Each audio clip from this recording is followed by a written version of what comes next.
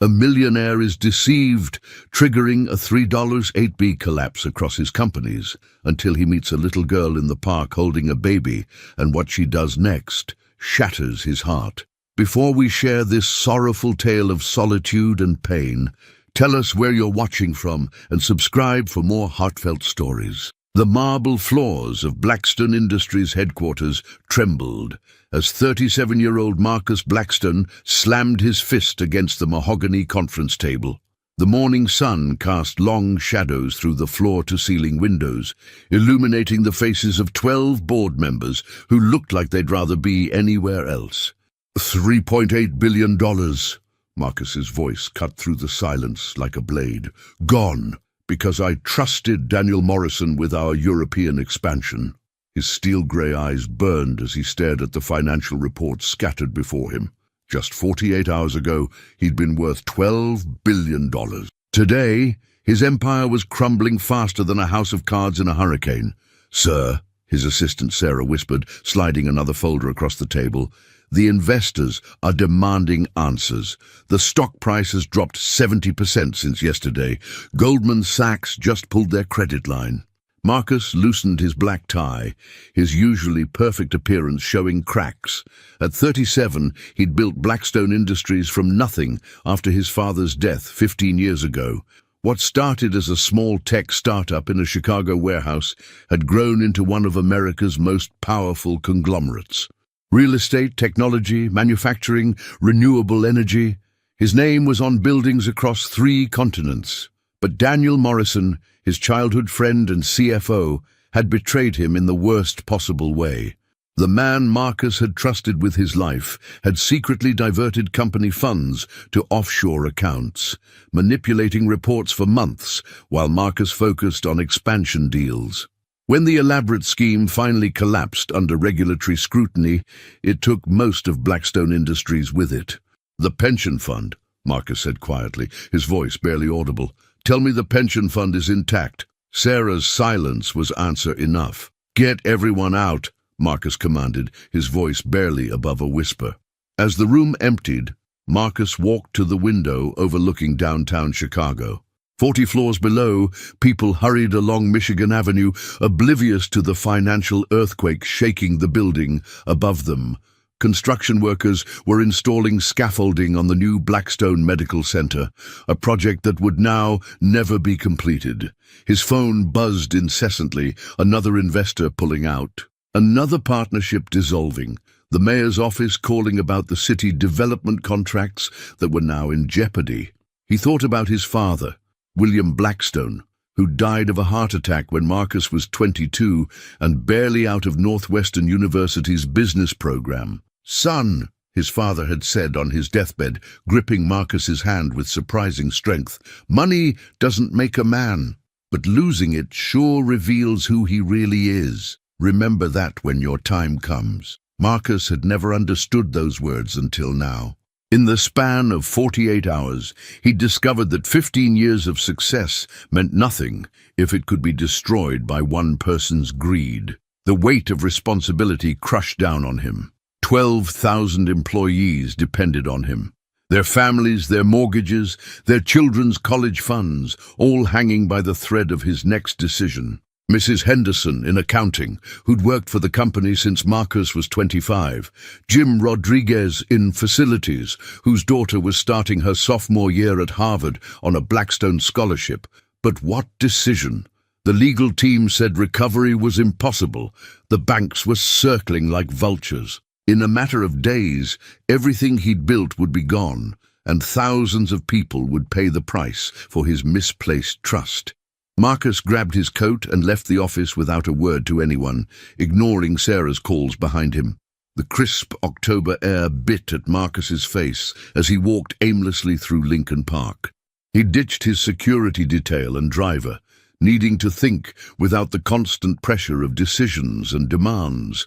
The weight of his situation felt lighter here, away from the gleaming towers of downtown Chicago. Children's laughter echoed from the playground ahead. Marcus almost turned away. Happiness felt foreign now, almost offensive given what he was facing, but something drew him forward. Maybe it was the normalcy of it all, the reminder that life continued despite his personal apocalypse. The park was alive with autumn colors. Maple leaves painted the ground in shades of gold and crimson, crunching beneath his Italian leather shoes that probably cost more than most people made in a week. Families gathered around picnic tables, couples strolled hand in hand, elderly men played chess on weathered benches while debating politics and sports scores. This was the world he'd forgotten existed while building his empire in glass and steel towers. Marcus found an empty bench beneath an old oak tree and sat down heavily. His phone buzzed incessantly. Reporters who'd somehow gotten his personal number, lawyers demanding strategy meetings, board members all demanding his immediate attention. Each notification felt like another nail in his coffin. He turned it off completely. The silence was both relief and terror. Daddy never came back from work either. The small voice made Marcus look up sharply.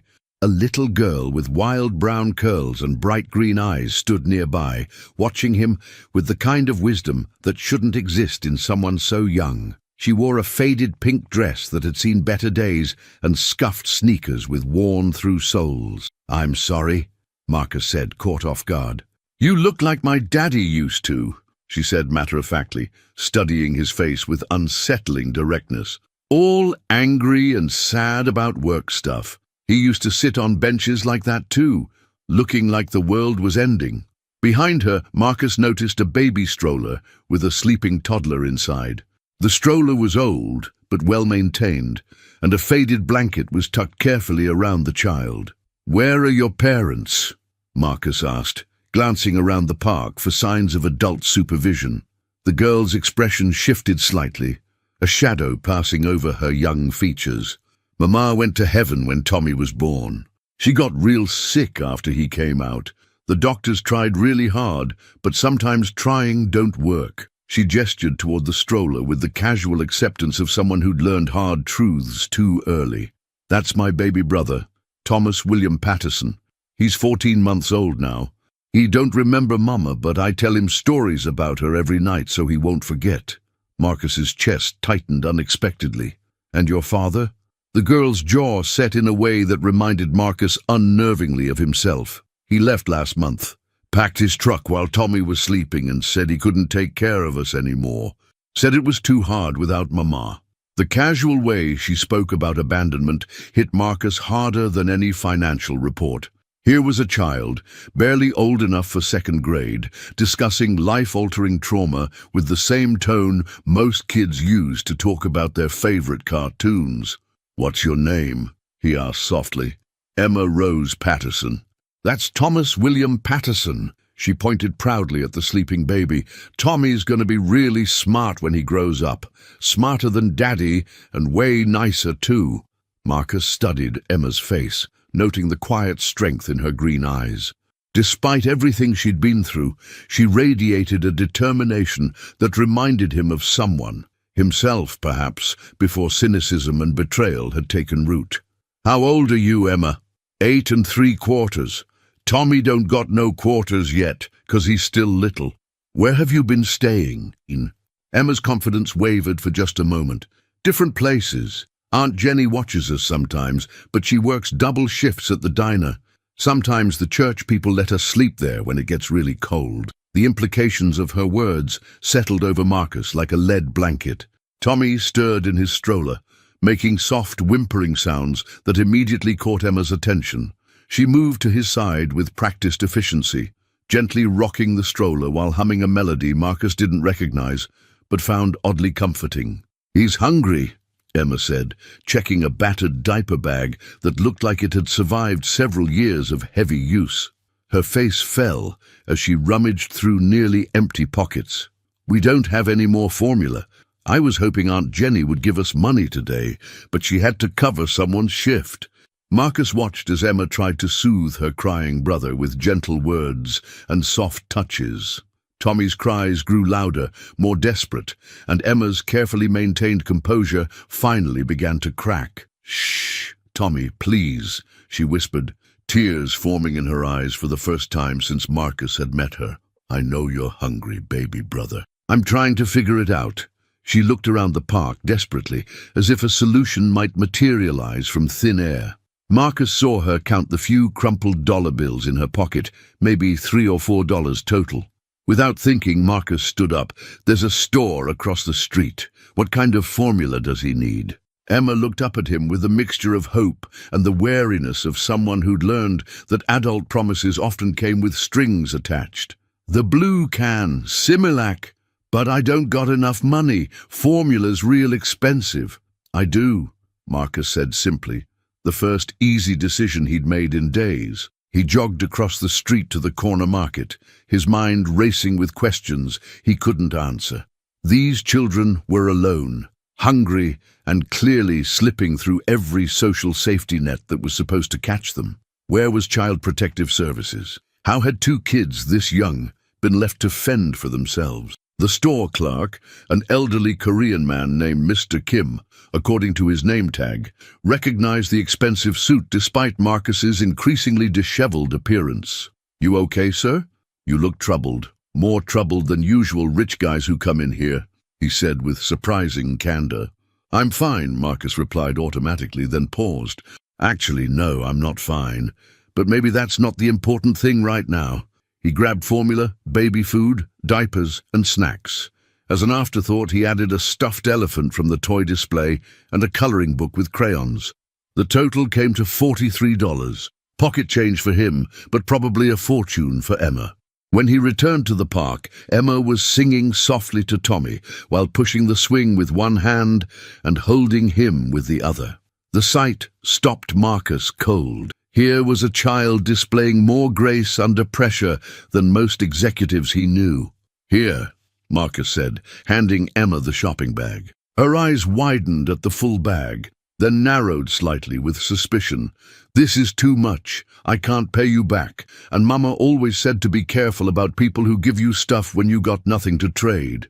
Your mother was smart, but you don't need to trade anything." Emma prepared the bottle with practiced efficiency that spoke of months of experience, testing the temperature on her wrist like a trained caregiver. Tommy latched on immediately, his desperate cries settling into contented sucking sounds. "You're really good at that," Marcus observed. "Mama taught me everything before she got really sick. She said I had to learn fast, 'cause she might not always be here to help." Emma's voice remained steady, but Marcus caught the underlying pain. She was right. She usually was about important stuff. Marcus sat back down on the bench, watching this 8-year-old girl navigate responsibilities that would crush most adults he knew. A strange thought began forming in his mind, one that made no logical sense, but felt more right than anything had in days. Here he was, losing everything he'd spent his adult life building, while this child had already lost everything that mattered and was still fighting to protect what little she had left. "Emma," he said carefully, "what if I told you I could help, really help, not just with formula and diapers?" She looked at him over Tommy's head, her green eyes serious. "Mama said never trust strangers who make big promises. She said people who got everything usually don't understand people who got nothing. Your mother sounds like she was very wise." "She was, but she's not here anymore." Emma's voice carried a weight that no 8-year-old should have to bear. "So now I gotta be wise enough for both of us." "If you really want to help," Emma said, bouncing Tommy gently as he finished his bottle, "I got a proposition for you, mister." Marcus almost smiled, despite everything. "A proposition?" "Yep, you look like you got big problems, money problems." Emma's green eyes studied his face with unsettling perception. "I'm real good at fixing things.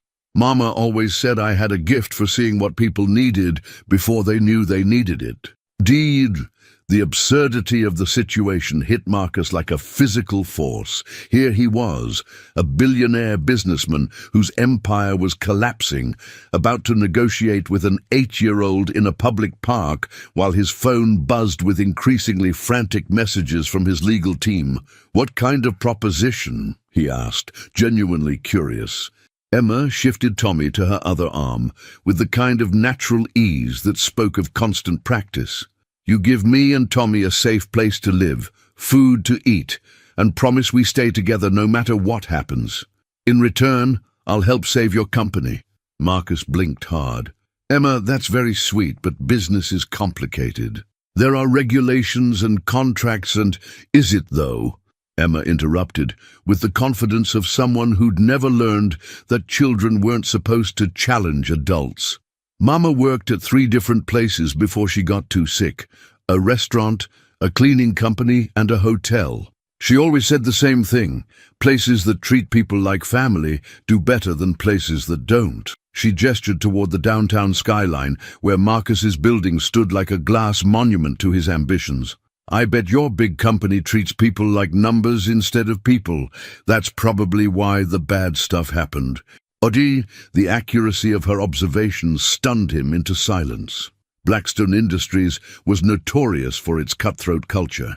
Marcus had built it on the principle that emotion was weakness, that personal connections were liabilities that could be exploited. He'd created an environment where loyalty was expected but never reciprocated, where people were resources to be optimized rather than human beings with families and dreams. Even if that were true, Marcus said slowly, how could someone your age help with something this complex? Emma's expression grew more determined. I see things grown-ups don't. Like right now, you're more scared than sad, and you're scared because you never learned how to ask for help. You've been doing everything by yourself for so long, you forgot people actually want to help when you let them. She was right again, and it was becoming unnerving. Marcus had spent 15 years building walls, maintaining control, trusting no one completely. Even his betrayal by Daniel stung more because he'd let his guard down with a childhood friend, the one person he'd thought he could trust. You don't know me, Marcus said weakly. I know enough. You bought formula for a baby you never met. You're sitting here talking to me instead of running away like most fancy people would. And you got sad eyes, but they're not mean eyes like some people with money. Tommy had fallen asleep against Emma's shoulder, and she adjusted her hold on him with the kind of instinctive care that spoke of being his primary caretaker for months. Where have you two been staying at night? Marcus asked, though he dreaded the answer. Emma's confidence wavered slightly. Different places. Aunt Jenny's apartment sometimes when she ain't working doubles. Sometimes the church basement when Pastor Williams lets us. And sometimes— She trailed off. Sometimes where, Emma? Sometimes in the old playground house when it gets really cold, or under the bridge if it's raining. But I always make sure Tommy stays warm and dry, even if I get cold. The casual way she mentioned homelessness made Marcus's chest feel tight. These children had been living on the streets while he worried about quarterly earnings and stock prices. How long since you've had a real meal, not just snacks? Emma thought carefully, as if cataloguing her recent history. Tuesday, I think. Aunt Jenny made mac and cheese with hot dogs. That was good. Today was Friday. These children had been surviving on whatever scraps they could find for 3 days. Marcus made a decision that defied every logical business instinct he'd developed over the past 15 years. Okay, Emma, let's say I take your proposition seriously. What would be your first piece of business advice? Emma's face lit up with a smile that could have powered half of downtown Chicago. Easy. Start by taking care of people who need taking care of. Everything else comes after that. The simplicity of her wisdom hit him like a revelation.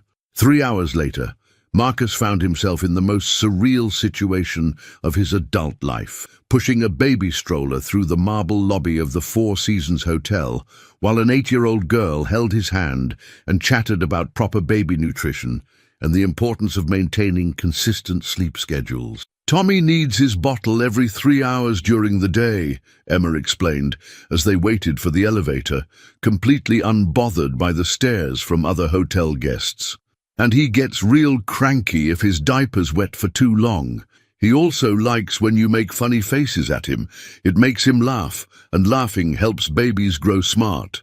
The hotel staff's expressions ranged from polite confusion to barely concealed alarm. Marcus Blackstone was known for his ruthless business dealings and legendary temper, not for adopting stray children from public parks. The concierge, James, approached with professional caution. Mr. Blackstone, sir, is there anything we can assist you with today? Yes, Marcus replied, surprised by how calm he felt. "I'll need a suite with 2 bedrooms set up for children, a crib for the baby, proper bedding, and whatever else children might need." James's eyebrows rose slightly, but his professional training held. "Of course, sir. We'll have everything arranged within the hour." In the penthouse suite that Marcus called home when he wasn't traveling, Emma's eyes grew wide as she took in the marble floors, crystal chandeliers, and floor-to-ceiling windows overlooking Lake Michigan. The space was beautiful but cold, designed for impressing business associates rather than living. "This is where you live?" she whispered, her voice echoing slightly in the vast space. "Sometimes. I have houses in other places too. New York, Los Angeles, London." Emma carefully placed the sleeping Tommy on the massive leather sofa, building an elaborate fortress of pillows around him, with the methodical precision of someone who'd learned to create safe spaces wherever she found them. "Don't worry, baby brother," she murmured, smoothing his dark hair. "This is gonna be our new home. No more cold nights or scary sounds." The certainty in her voice made Marcus's stomach clench with an emotion he couldn't quite identify. What was he doing? This wasn't a business merger or real estate acquisition. These were children, real, vulnerable human beings who needed stability, consistency, and love. Things he wasn't sure he knew how to provide. His phone, which he'd finally turned back on, showed 83 missed calls and countless text messages. The board was in full crisis mode. Reporters were circling the building like sharks. His legal team needed immediate decisions about asset protection and bankruptcy procedures. "You should answer that," Emma said, settling into an armchair that dwarfed her small frame. "Ignoring problems don't make them disappear. It just makes them grow bigger in the dark." Marcus stared at her. "Emma, you're 8 years old, almost 9. And being little don't mean being stupid." She crossed her arms with a determination that would have been amusing if it wasn't so impressive. "You made me and Tommy a promise, but promises only work if you got something left to promise with." She was right again, and it was starting to become a pattern that both impressed and unnerved him. Marcus scrolled through his messages, finding one from Sarah marked urgent. "Emergency board meeting at 6 p.m. Victoria Sterling flew in from New York. They're talking about removing you as CEO and installing interim leadership." "They want to fire me," Marcus said aloud, the words carrying the weight of 15 years of his life. Emma nodded sagely, as if she'd expected this development. "Course they do. When ship starts sinking, rats jump off first. That's what Mama used to say about the restaurant where she worked." "That's a very cynical way to look at it." "Maybe, but Mama also taught me about different kinds of people. She said some people only stick around when things are good and easy, but real family sticks around especially when things get bad and hard." Tommy stirred on the sofa, making soft baby sounds that immediately caught Emma's attention. She went to him, checking his diaper with practiced efficiency and talking to him in the soothing voice of someone who'd been his primary caretaker for months. "He's okay, just waking up from his nap, but he'll need dinner soon." She looked at Marcus expectantly. "What do you usually eat for dinner?" "Eat for?" Marcus realized with sudden embarrassment that he couldn't remember his last home-cooked meal. "I usually order something from room service or eat at business dinners." Emma shook her head with obvious disapproval. "Babies can't eat fancy restaurant food. And growing kids need vegetables and milk and stuff that's actually food, not just whatever's expensive." The rebuke from an 8-year-old hit harder than any board meeting criticism ever had. "We need to go grocery shopping," Emma continued matter-of-factly. "But first, you need to go save your company." "Emma, it's not that simple. These are complicated financial matters." "Yes, it is that simple." Her green eyes blazed with the kind of conviction that could move mountains. "You go to that meeting. You tell those rat people that you made mistakes, but you're gonna fix them. You tell them you're not giving up, and they shouldn't give up either." Marcus felt something shift inside his chest, a spark of the determination that had built his empire in the first place, but tempered now with something new, purpose beyond profit. "And what if they don't listen? What if they vote me out anyway?" Emma smiled with the confidence of someone who'd faced down much worse than corporate boardrooms and emerged stronger. Then we build something better, something that takes care of people instead of just taking care of money. The Blackstone Industries boardroom had never felt more like a battlefield. 12 faces around the polished table regarded Marcus with expressions ranging from pity to barely concealed hostility, their usual deference replaced by the predatory stillness of people sensing weakness. At the head of the table sat Victoria Sterling, the company's lead investor and Marcus's former mentor. She'd flown in from New York specifically for this meeting, which told Marcus everything he needed to know about how seriously the board was taking the crisis. Marcus, Victoria's voice carried the weight of disappointed expectations and 20 years of business relationship. The numbers don't lie, and they're worse than we initially thought. We've lost the confidence of our major investors. Our stock price has dropped 78% in 3 days, and frankly, your judgment is being questioned by everyone from Wall Street to Main Street. Marcus straightened his tie, the same one Tommy had tried to eat earlier, and took his seat at the foot of the table, a symbolic distance that wasn't lost on anyone present. The Morrison situation has created a crisis of confidence that goes beyond simple financial loss, continued board member Richard Walsh, his voice carrying the cold precision of someone delivering a death sentence. Our institutional investors are demanding leadership changes. Goldman Sachs has frozen all credit lines. 3 major clients have already terminated their contracts. The pension fund alone represents a liability of, began Margaret Chen, the board's financial analyst. I know about the pension fund, Marcus interrupted quietly. The admission sent ripples of surprise around the room. Victoria raised an eyebrow, clearly expecting more defensiveness. You're right, Marcus said simply, and the words felt like lifting a massive weight from his shoulders. About all of it. The room fell silent. In 15 years of board meetings, Marcus had never admitted fault so directly. I trusted Daniel Morrison when every instinct told me something was wrong. I ignored warning signs because I let personal history cloud my business judgment. I created a company culture where people were afraid to bring me bad news, so I didn't hear about problems until they became disasters. I take full responsibility for that failure. Board member Richard Walsh leaned forward, his expression skeptical. Responsibility doesn't restore $3.8 billion, Marcus. Our shareholders didn't invest their retirement funds for moral victories. You're absolutely right.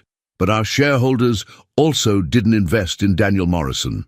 They invested in this company because of our track record of innovation, growth, and solving problems that seemed impossible. Marcus stood and walked to the presentation screen, pulling up financial projections he'd spent the previous 4 hours creating, while Emma taught Tommy to stack blocks. One betrayal doesn't erase 15 years of success, but it does reveal fundamental flaws in how we operate, and maybe that's not entirely bad news. He clicked to the first slide, showing a comprehensive restructuring plan. Here's what I propose. We rebuild from the ground up, but this time, we do it right. Instead of massive layoffs that destroy institutional knowledge, we offer voluntary early retirement packages to senior employees while promoting from within. We cut executive compensation, starting with mine, by 60% and reinvest those savings in employee training, retention, and support programs. Victoria's expression remained skeptical but curious. That's admirable in theory, Marcus, but we need immediate capital injection to stabilize our cash flow and restore investor confidence. Good intentions don't pay creditors. I'm liquidating my personal assets, Marcus continued, clicking to financial documents his lawyers had prepared. My houses, art collection, yacht, investment portfolio, everything except this building and enough for basic living expenses. That gives us approximately $2.3 billion in immediate capital. The room fell completely silent. Richard Walsh spoke first, his voice uncharacteristically quiet. Marcus, that would leave you essentially starting over financially. You'd be giving up everything you've built personally to save the company. No, Marcus said, thinking of Emma and Tommy waiting in his penthouse, probably teaching each other songs or making up stories about their future. That would leave me with what actually matters. He clicked to the next slide, showing detailed projections for employee satisfaction and retention programs. We're also implementing what I'm calling the Patterson Protocol. Victoria frowned. Patterson Protocol? I'm not familiar with that business methodology. Marcus felt a smile tug at his lips as he thought of Emma's simple wisdom. It's named after a very insightful consultant I recently met. The principle is elegantly simple. We start by taking care of people who need taking care of. Everything else comes after that foundation. Board member Margaret Chen looked intrigued despite herself. What exactly does that mean in practical terms? Employee childcare centers on site, comprehensive mental health support and counseling services, paid family leave that actually covers real family emergencies, not just the ones that fit neatly into HR categories. We become the kind of company where people want to build careers and lives, not just collect paychecks until something better comes along. Victoria's expression softened slightly but remained cautious. Marcus, these are noble goals, and under normal circumstances I'd applaud them, but our immediate concern is corporate survival, not social engineering. This is survival, Marcus said firmly, meeting each board member's eyes in turn. Daniel Morrison's betrayal succeeded because he exploited a culture where questioning authority was discouraged, where loyalty was expected but never earned, where people were treated as expendable resources rather than valuable partners. He gestured toward the windows overlooking downtown Chicago. We change that culture fundamentally, and we prevent future betrayals. We create an environment where someone like Morrison couldn't operate in shadows because our people would be invested enough to speak up. The room was quiet for long moments, broken only by the sound of Victoria's pen tapping against her legal pad. Your proposal is... Victoria paused, choosing her words carefully. Unexpected, but it's also the first time in years I've seen you talk about something other than quarterly profit margins and market dominance. Marcus felt his phone buzz with a text message from Emma. How's it going? Tommy learned to wave today, and I think he's trying to say your name, but it sounds like Marcus mixed with a sneeze. I've learned recently, Marcus said, pocketing his phone, that the most important investments are the ones that can't be measured in quarterly reports. Victoria called for a 15-minute recess, during which the board members huddled in intense conversation. When they returned, the tension in the room had shifted from hostile to cautiously hopeful. We've discussed your proposal, Victoria announced. The restructuring plan is comprehensive and shows genuine commitment to change. Your willingness to liquidate personal assets demonstrates skin in the game that we frankly haven't seen before. She paused, making direct eye contact with Marcus. We're willing to give you 6 months to prove that this new approach can work. But understand, this is your last chance. If you can't turn things around in that time frame, we'll have no choice but to consider other leadership options. The vote was closer than Marcus had hoped, but enough to continue. 7 votes to keep him as CEO, 5 against. As the meeting ended, Victoria approached him privately. I hope you know what you're doing, Marcus. This is either going to be the most brilliant comeback in corporate history or the most expensive lesson in idealism ever taught. I know, Marcus replied, thinking of 2 children who'd somehow become his anchor in the storm of his collapsing world, and I'm not going to waste it. When he returned to the penthouse suite, Emma was on the floor with Tommy, teaching him to identify colors using blocks while humming the same lullaby he'd heard in the park. She looked up as Marcus entered, her green eyes bright with curiosity. How'd it go? They're giving us 6 months to turn things around. Emma grinned, and the expression transformed her entire face. Us? Yes, Marcus said, surprised by how natural and right the word felt. Us. Tommy spotted Marcus and clapped his hands excitedly, reaching toward him while babbling in the complex language of 14-month-olds. Without thinking, Marcus picked up the baby, who immediately grabbed his tie and tried to put it in his mouth. Rule number 1 of baby care: Emma said with mock seriousness. Babies put everything in their mouths. You gotta baby-proof your ties, your buttons, and basically everything else. As Marcus looked down at Tommy's trusting brown eyes and felt small hands patting his face with innocent affection, he realized Emma had been right about something fundamental. Start by taking care of people who need taking care of. Everything else comes after that. For the first time in weeks, Marcus felt like he might actually have a future worth fighting for, and more importantly, people worth fighting with. 3 weeks into their new arrangement, Marcus stood in the kitchen of his penthouse at 6:30 in the morning, attempting to make pancakes, while Tommy sat in his high chair throwing Cheerios with scientific precision. Emma had declared that real families eat breakfast together, and Marcus was discovering that his previous breakfast routine of black coffee and financial reports didn't qualify. The batter's too lumpy, Emma observed from her perch on a kitchen stool, watching Marcus struggle with what should have been a simple task. Mama always said you gotta mix it gentle-like, not angry-like. Marcus paused his aggressive whisking. I'm not mixing it angry. Yes, you are. You mix everything angry. You brush your teeth angry, you tie your shoes angry. You even answer the phone angry. Tommy banged his sippy cup against his tray and babbled something that sounded suspiciously like angry, which made Emma giggle. See? Even Tommy notices. The past 3 weeks had been a crash course in family dynamics that no business school had prepared Marcus for. He'd learned that children required constant attention, that Tommy's sleep schedule governed everyone's life, and that Emma had opinions about everything from his choice of breakfast cereal to his meeting attire. More surprisingly, he'd learned that he actually cared about their opinions. Mr. Marcus, Emma said, using the formal title she'd insisted on despite his protests, you got that worried look again, the one that means you're thinking about work problems during family time. She was right. Despite the board's conditional support, Blackstone Industries was still hemorrhaging money. 3 major clients had terminated contracts, and 2 competitors were circling like vultures, trying to poach his best employees with generous offers.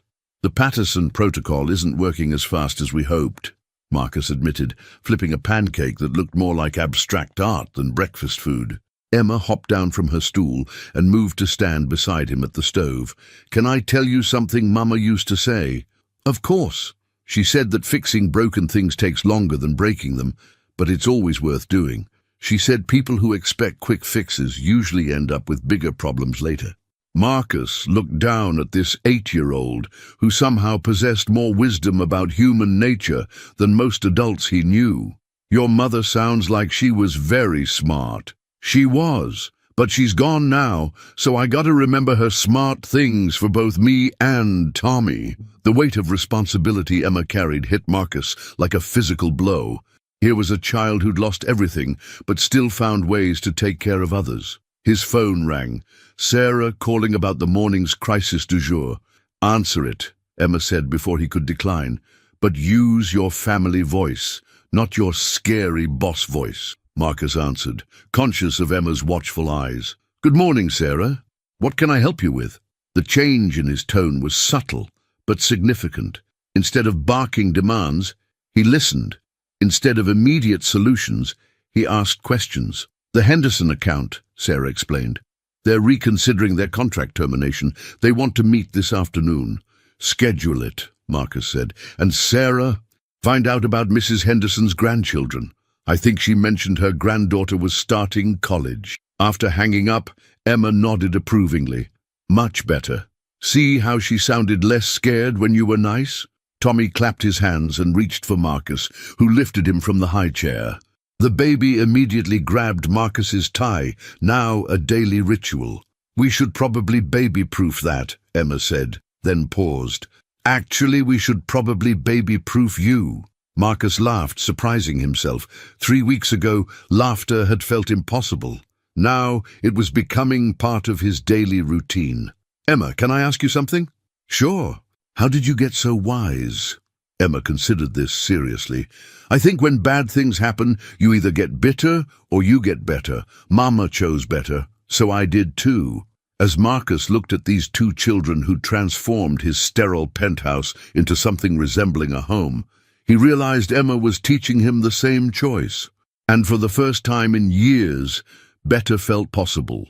The Blackstone Industries employee cafeteria buzzed with nervous energy as Marcus entered for the first time in his 15-year tenure as CEO. Conversations stopped mid-sentence, forks paused halfway to mouths, and a palpable tension filled the air. Marcus had never eaten with his employees before. It had always been power lunches with clients or working meals with executives. But Emma's latest piece of advice echoed in his mind. You can't take care of people you don't know, and you can't know people you don't eat with. He grabbed a tray and got in line behind Janet Martinez from accounting, who looked like she'd rather be anywhere else. "Good afternoon, Janet," Marcus said, noting her surprise that he knew her name. "Oh, Mr. Blackstone. Hi." She clutched her tray defensively. "How's your son doing? Miguel, right? I heard he made varsity soccer." Janet's expression shifted from fear to confusion. You know about Miguel. I'm trying to know more about everyone here. That's actually why I wanted to eat lunch with all of you." Word spread quickly through the cafeteria. Marcus Blackstone was eating with regular employees. He'd asked about Janet's son. He'd complimented the cafeteria staff on the soup. As Marcus found a table, several employees approached cautiously. "Mr. Blackstone," said David Kim from IT, "is it true you're not laying anyone off?" "It's true. We're restructuring, not downsizing." "But how?" asked Maria Santos from marketing. "Everyone knows about the Morrison situation." Marcus set down his sandwich, turkey and Swiss, that Emma had insisted he try instead of his usual protein bar. "Can I tell you about someone I recently met? An 8-year-old who taught me something important about business." The table grew quiet, curious. "She told me that places that treat people like family do better than places that don't. I realized we've been treating everyone here like replaceable parts instead of valuable family members." "With respect, sir," said Tom Bradley from Facilities. "That sounds nice, but how does it save our jobs?" Marcus pulled out his phone and showed them the morning's reports. "Our employee satisfaction scores are up 18% in 3 weeks. Productivity is up 12%. Most importantly, we've had 0 resignations since we started the Patterson Protocol." "The what?" Maria asked. "Employee support programs, on-site childcare, mental health resources, paid family leave that actually covers family emergencies." Marcus paused. "We're investing in people, and people are investing back in us." Janet looked skeptical. "But what about the financial losses?" "We're covering them by cutting executive compensation and liquidating non-essential assets. The money that used to go to bonuses for people who already had enough is now going to support people who need it." The conversation continued for 45 minutes. Marcus learned that David's mother was fighting cancer, that Maria's daughter needed special education support, that Tom was caring for his elderly father with dementia. These weren't just employees.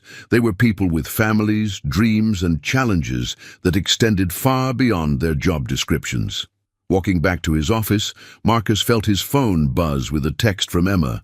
"How was lunch with your work family?" "Educational," he typed back. "Tommy would be proud of me for eating vegetables." "He would. See you tonight. We're making spaghetti, and Tommy wants to help." Marcus smiled, imagining the chaos that would ensue from letting a 14-month-old help with dinner preparation. Sarah met him at the elevator with a stack of messages. "How did it go?" "Better than expected. Schedule more cafeteria visits." "And Sarah?" "Yes, sir?" "Look into David Kim's situation, his mother's medical bills. See what our insurance covers and what it doesn't." Sarah made a note. "The Henderson meeting is in an hour." "Good. And find out about her granddaughter's college plans. Emma says people appreciate when you remember the details that matter to them." "Emma?" Marcus realized he'd never explained his new living situation to his staff. "My consultant on family business practices." As the elevator doors closed, Marcus caught his reflection in the polished steel. For the first time in months, he looked like someone who had something to fight for.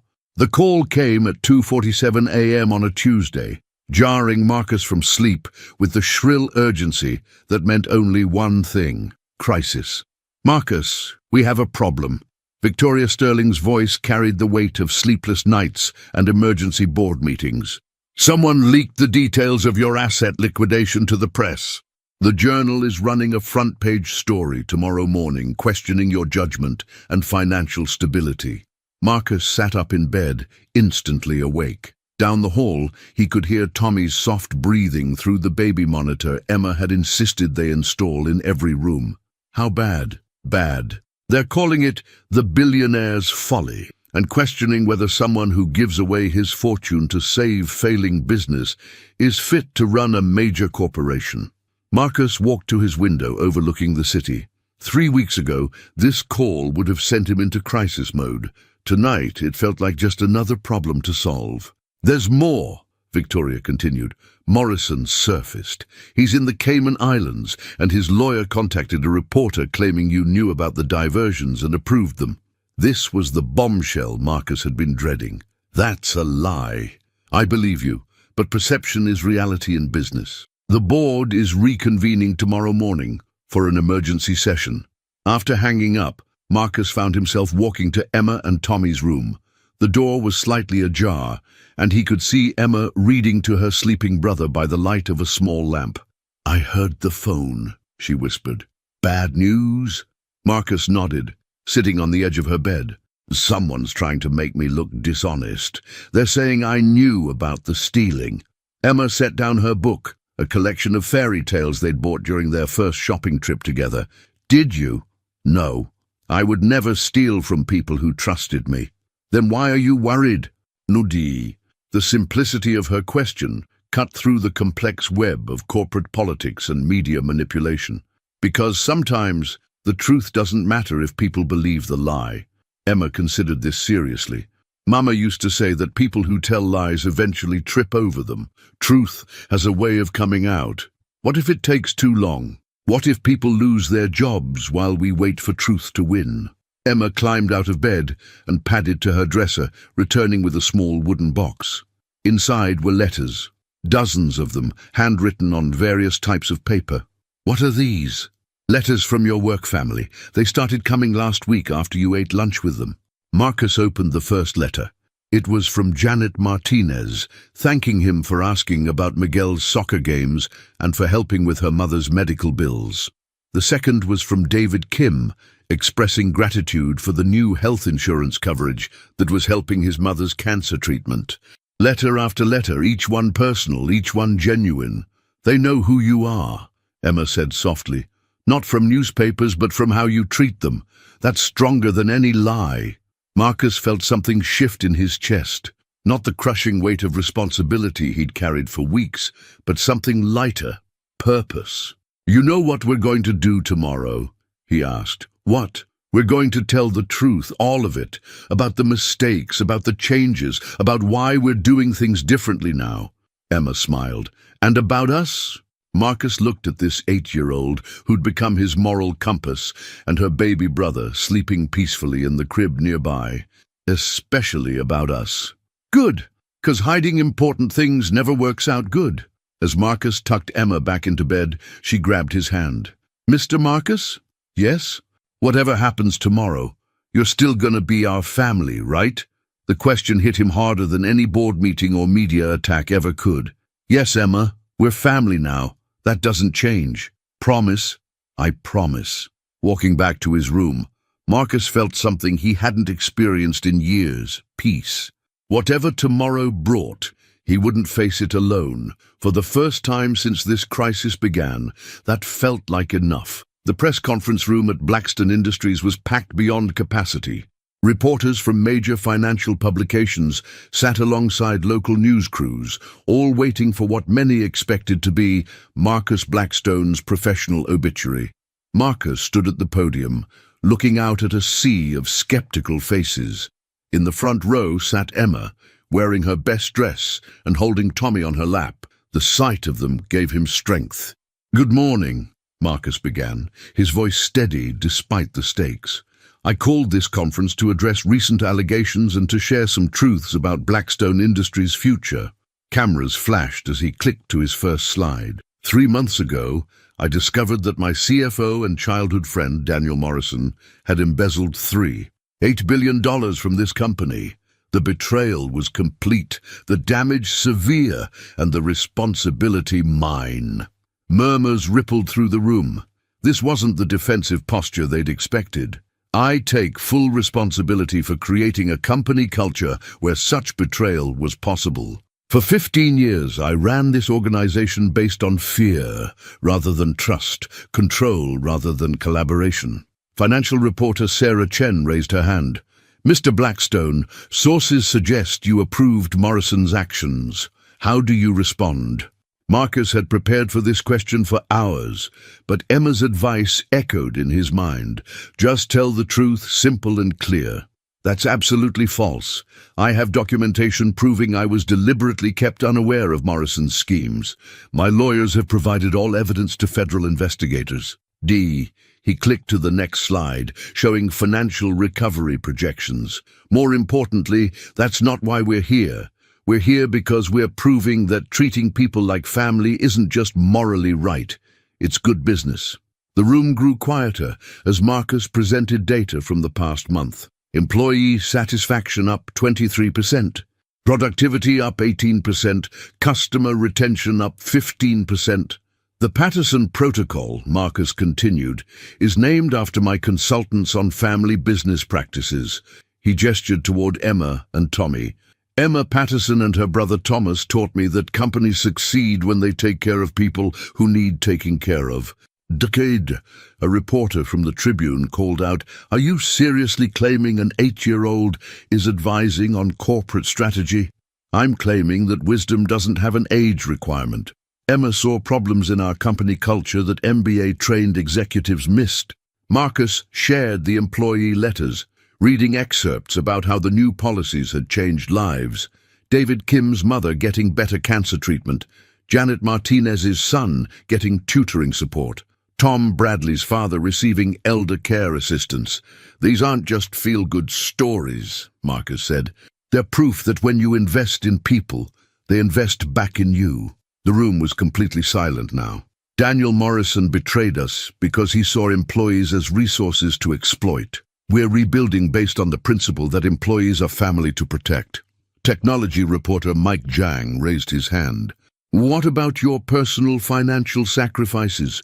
Critics call it a publicity stunt. Marcus smiled, thinking of Emma's reaction when she'd learned he'd sold his yacht. You had a boat, but you never went swimming. I liquidated personal assets because this company's survival matters more than my net worth. The money that used to buy toys for one person now provides security for 12,000 families. As the conference continued, something remarkable happened. The hostile questioning shifted to genuine curiosity about the Patterson Protocol. Reporters asked about implementation details, success metrics, expansion plan. During the final question period, Emma stood up in the front row. Can I say something? The room turned to stare at this small girl holding a baby. Marcus nodded. The floor recognizes Emma Patterson. Mr. Marcus isn't perfect, Emma said in her clear, confident voice. He burns pancakes, and he used to be really grumpy. But he keeps his promises, and he takes care of people who need taking care of. She looked directly at the cameras. Sometimes grown-ups make things too complicated. Taking care of people isn't complicated. It's just the right thing to do. Tommy chose that moment to clap his hands and babble loudly, making several reporters smile, despite themselves. As the conference ended, Marcus realized something profound had happened. This wasn't about defending his reputation anymore. It was about proving that businesses could be both profitable and humane. Walking out with Emma and Tommy, Marcus felt his phone buzzing with messages. But instead of crisis management, they were interview requests, partnership proposals, and inquiries about implementing the Patterson Protocol. How do you think it went? He asked Emma. Good. You used your family voice instead of your scary boss voice. And what did you think of your first press conference? Emma grinned. I think Tommy stole the show. Looking down at his unlikely family, Marcus realized they'd done more than save his company. They'd shown him how to save himself. 2 months after the press conference, Marcus stood in the newly opened Blackstone Family Center, watching Emma teach a group of employee children how to make friendship bracelets, while Tommy napped in a crib nearby. The space had been converted from an unused conference wing into a comprehensive childcare facility, the first major implementation of the Patterson Protocol. "Mr. Blackstone," said Jennifer Walsh, a single mother from the marketing department, "I can't tell you what this means for our family. Emma's been helping my daughter Sarah with her reading and knowing they're safe here while I work." Her voice trailed off, but Marcus understood. For the first time, Jennifer could focus on her job without worrying about her children. The transformation at Blackstone Industries had exceeded everyone's expectations. Employee turnover had dropped to nearly zero. Productivity metrics were the highest in company history. More importantly, the atmosphere had changed from one of fear and competition to collaboration and mutual support. Marcus's phone buzzed with a text from Victoria Sterling. "Board meeting in 1 hour. Big news to discuss." Emma looked up from her bracelet-making station. "You got that worried look again. Just business. Good business or scary business?" Marcus considered this. Probably good business that feels scary because it's different. "Change is always scary," Emma said wisely, "but staying the same when things are broken is scarier." In the boardroom an hour later, Victoria's announcement caught everyone off guard. "Gentech Industries wants to acquire us," she said without preamble. "Full buyout, $12 billion. The room erupted in surprised conversations. Gentech was one of their biggest competitors, known for aggressive cost-cutting and massive layoffs after acquisitions. "That's almost exactly what we were worth before the Morrison crisis," said board member Richard Walsh. "It's a generous offer," Victoria continued, "especially considering our recent, unconventional approaches to business operations." Marcus felt the weight of 12,000 jobs hanging in the balance.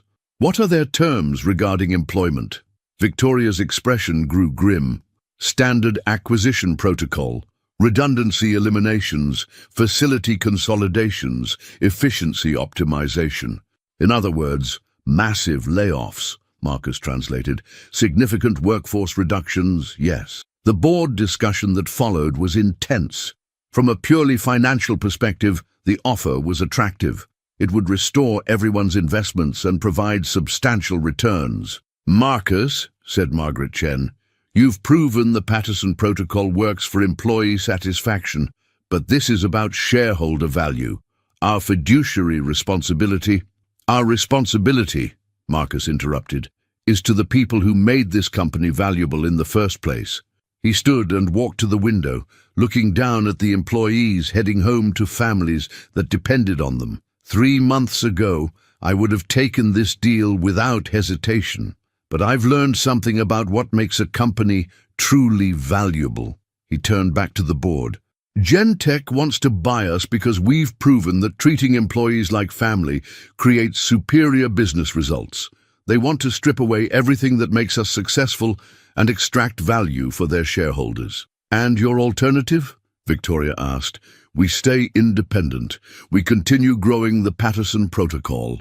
We prove that sustainable success comes from sustainable practices." Richard Walsh leaned forward. "Marcus, that's a huge gamble.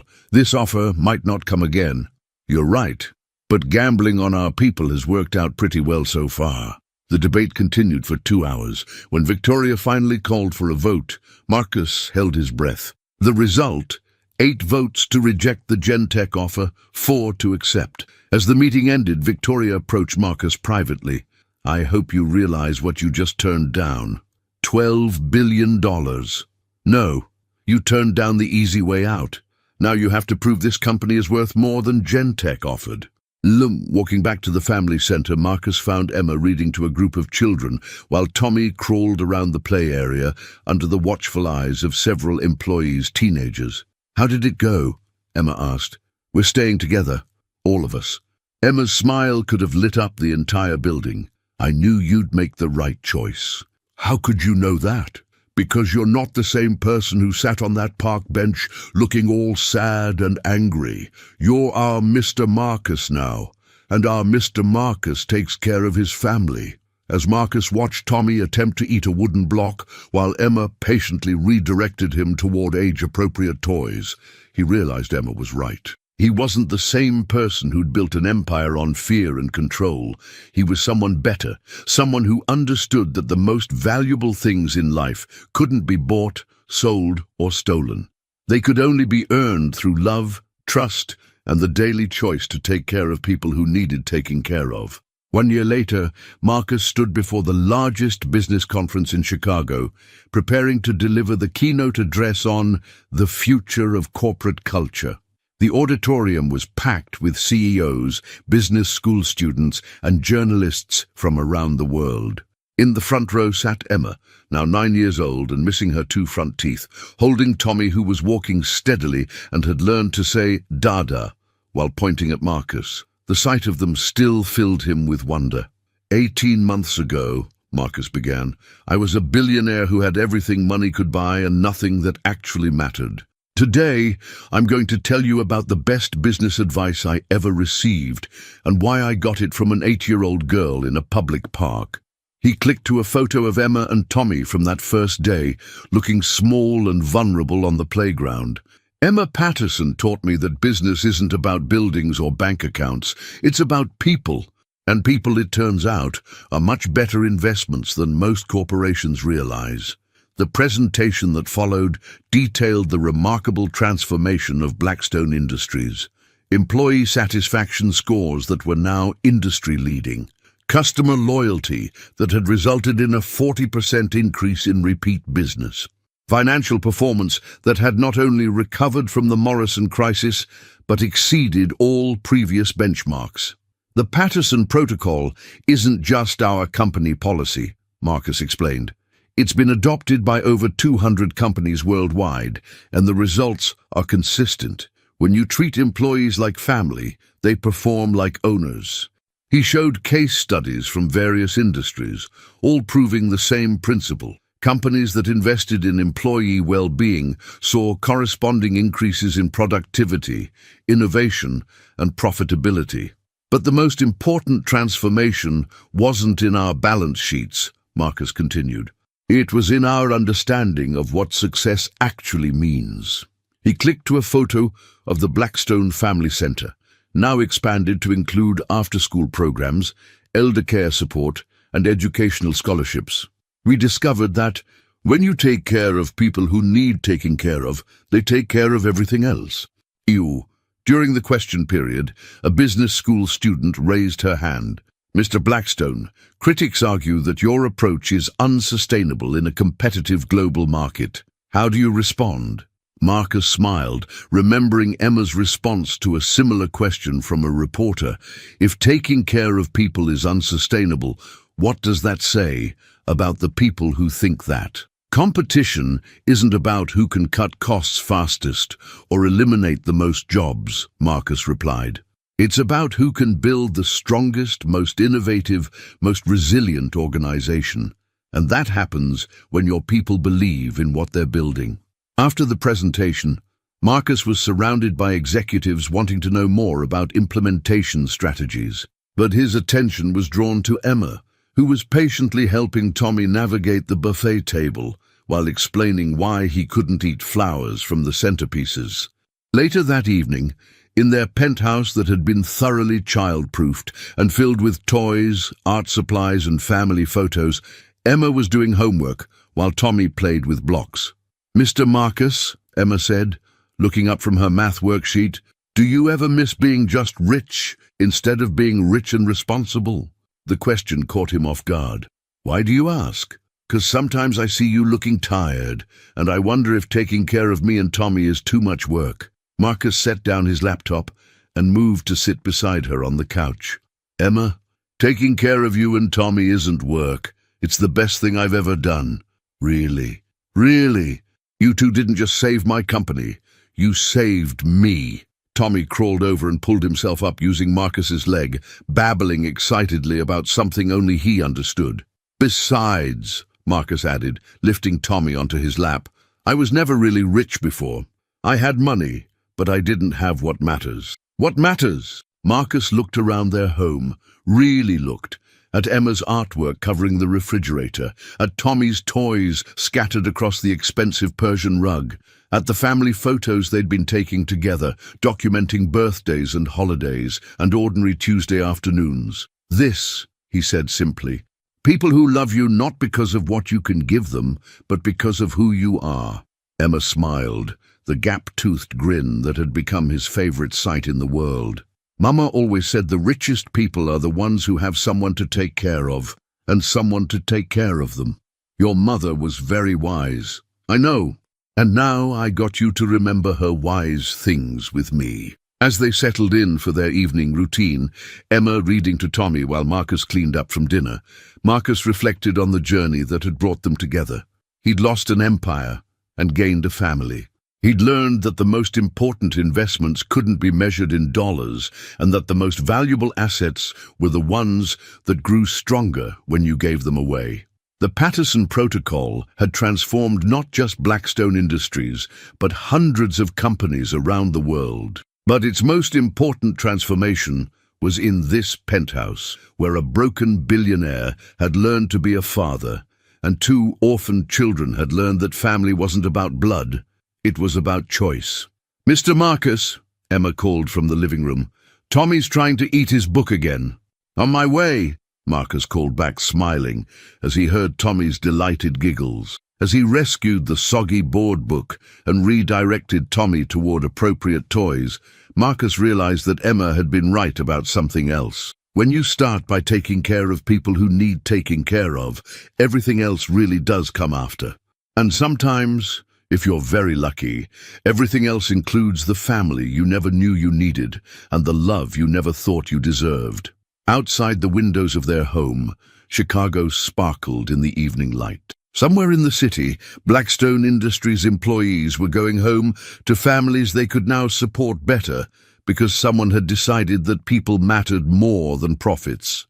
And in a penthouse that had been transformed from a showplace into a home, two children and one former billionaire were discovering that the best businesses, like the best families, were built on the simple principle of taking care of each other. It was, Marcus thought as he tucked Emma into bed and checked on sleeping Tommy, the most successful acquisition he'd ever made. Millionaire signs a contract blindly and loses 4.3B, bankrupting his company, until a little orphan girl makes a shocking proposal and leaves him pale.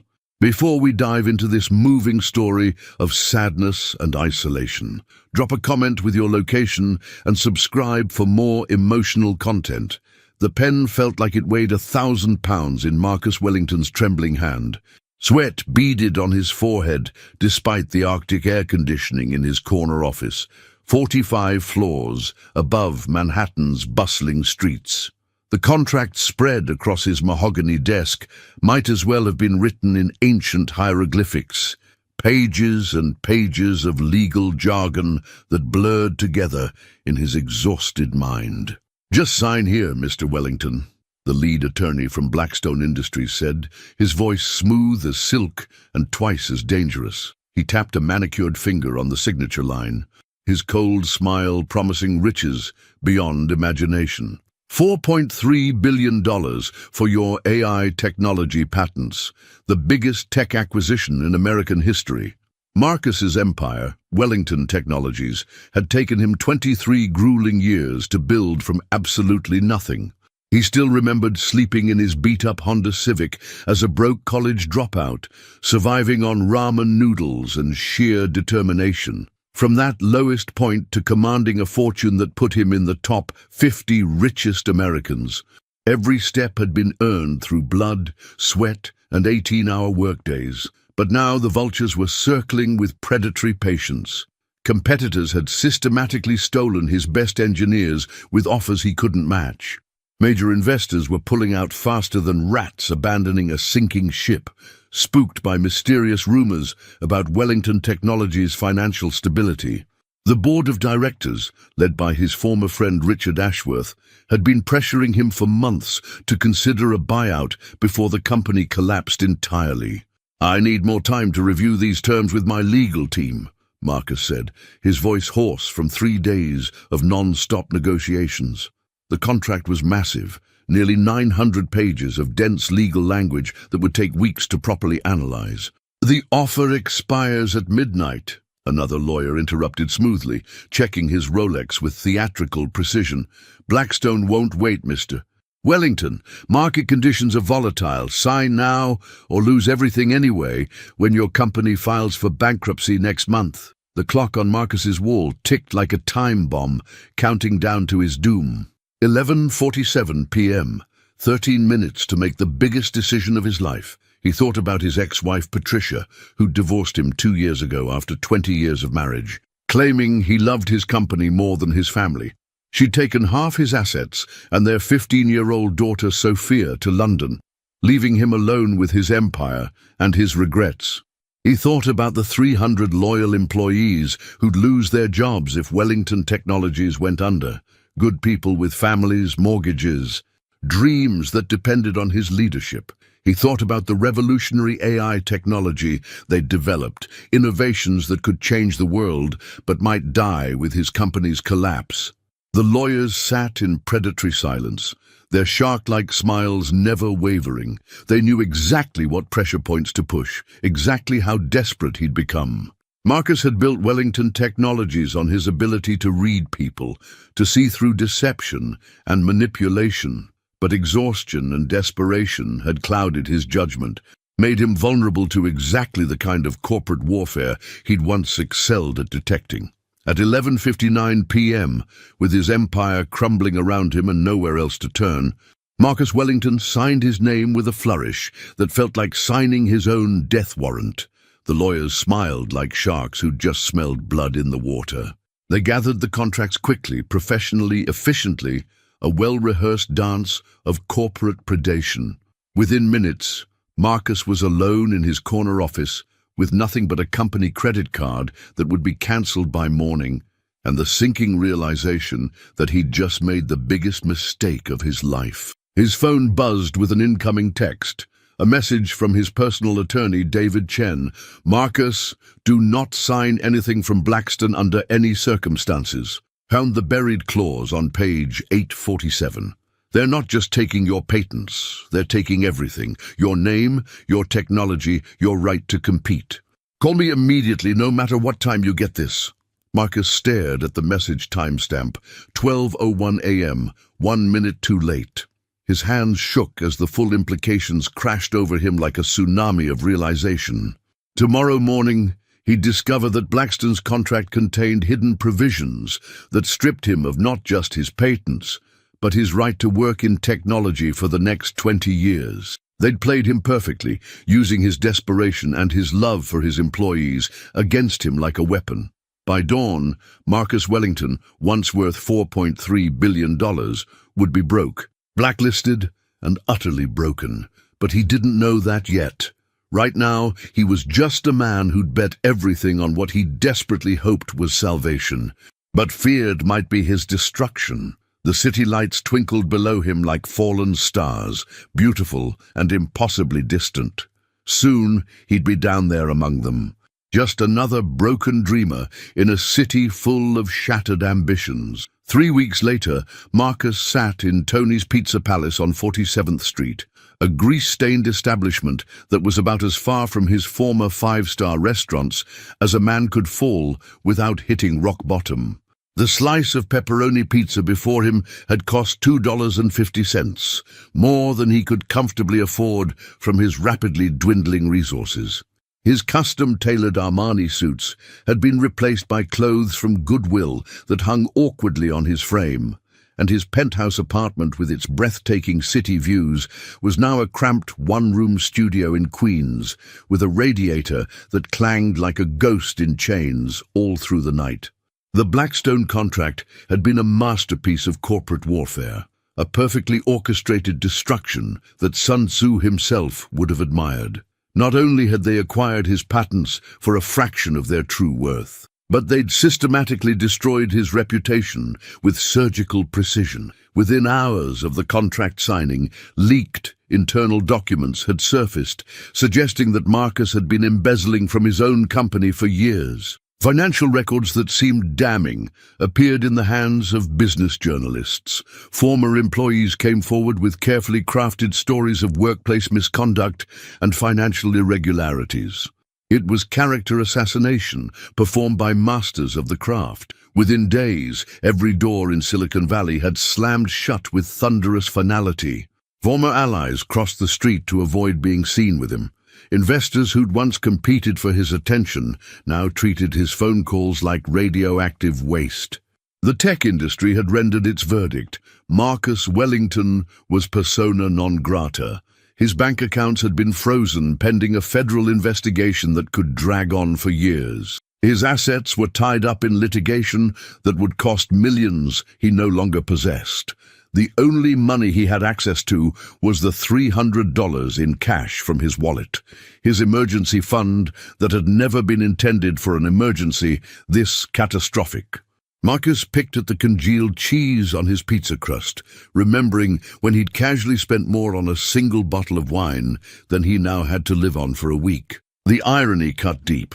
He'd once donated more to charity in a single afternoon than his current net worth. Now he was counting quarters like a man who'd never seen prosperity, let alone commanded billions. The restaurant around him buzzed with the conversations of working-class New Yorkers grabbing quick meals between shifts. Construction workers in paint-stained coveralls, taxi drivers taking quick breaks, retail workers stretching their lunch dollars.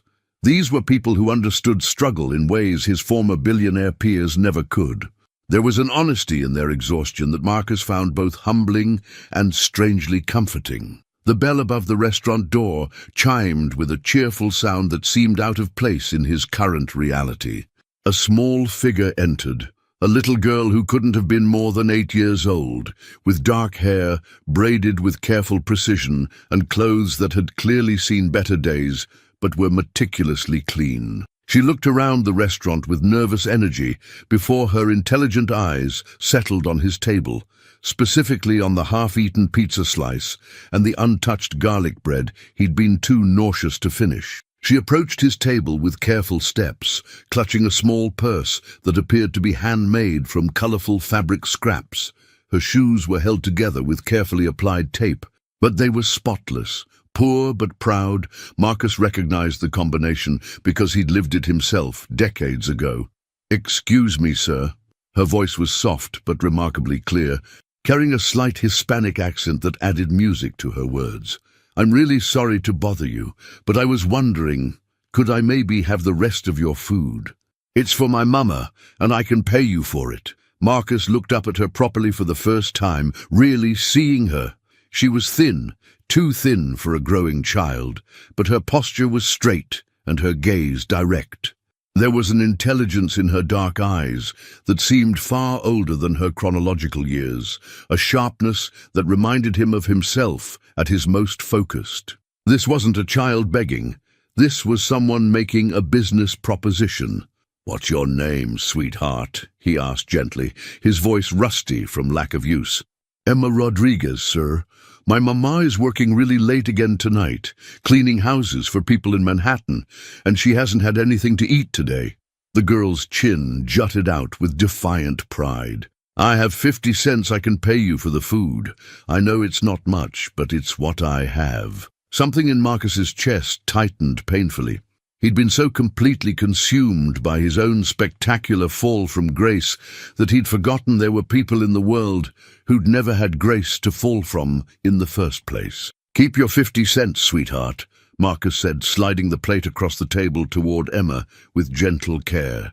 "Take whatever you want. Take it all." Emma's eyes widened with surprise, but she didn't immediately grab the food. Instead, she studied Marcus with an intensity that made him distinctly uncomfortable, like she was seeing straight through to his soul. Her gaze took in his expensive but worn clothing, his hollow cheeks, the way his hands shook slightly from stress and too little sleep. "You're not from around here." "Are you?" she said with startling directness. "Your clothes are really expensive brands, but they're getting old now, and you look sad. Really, really sad." Marcus almost smiled despite everything, the first genuine expression of anything resembling happiness he'd felt in 3 weeks. "Is it that obvious?" "My mama cleans houses in the rich parts of Manhattan," Emma explained matter-of-factly, as she carefully wrapped the pizza slice and garlic bread in paper napkins with practiced efficiency.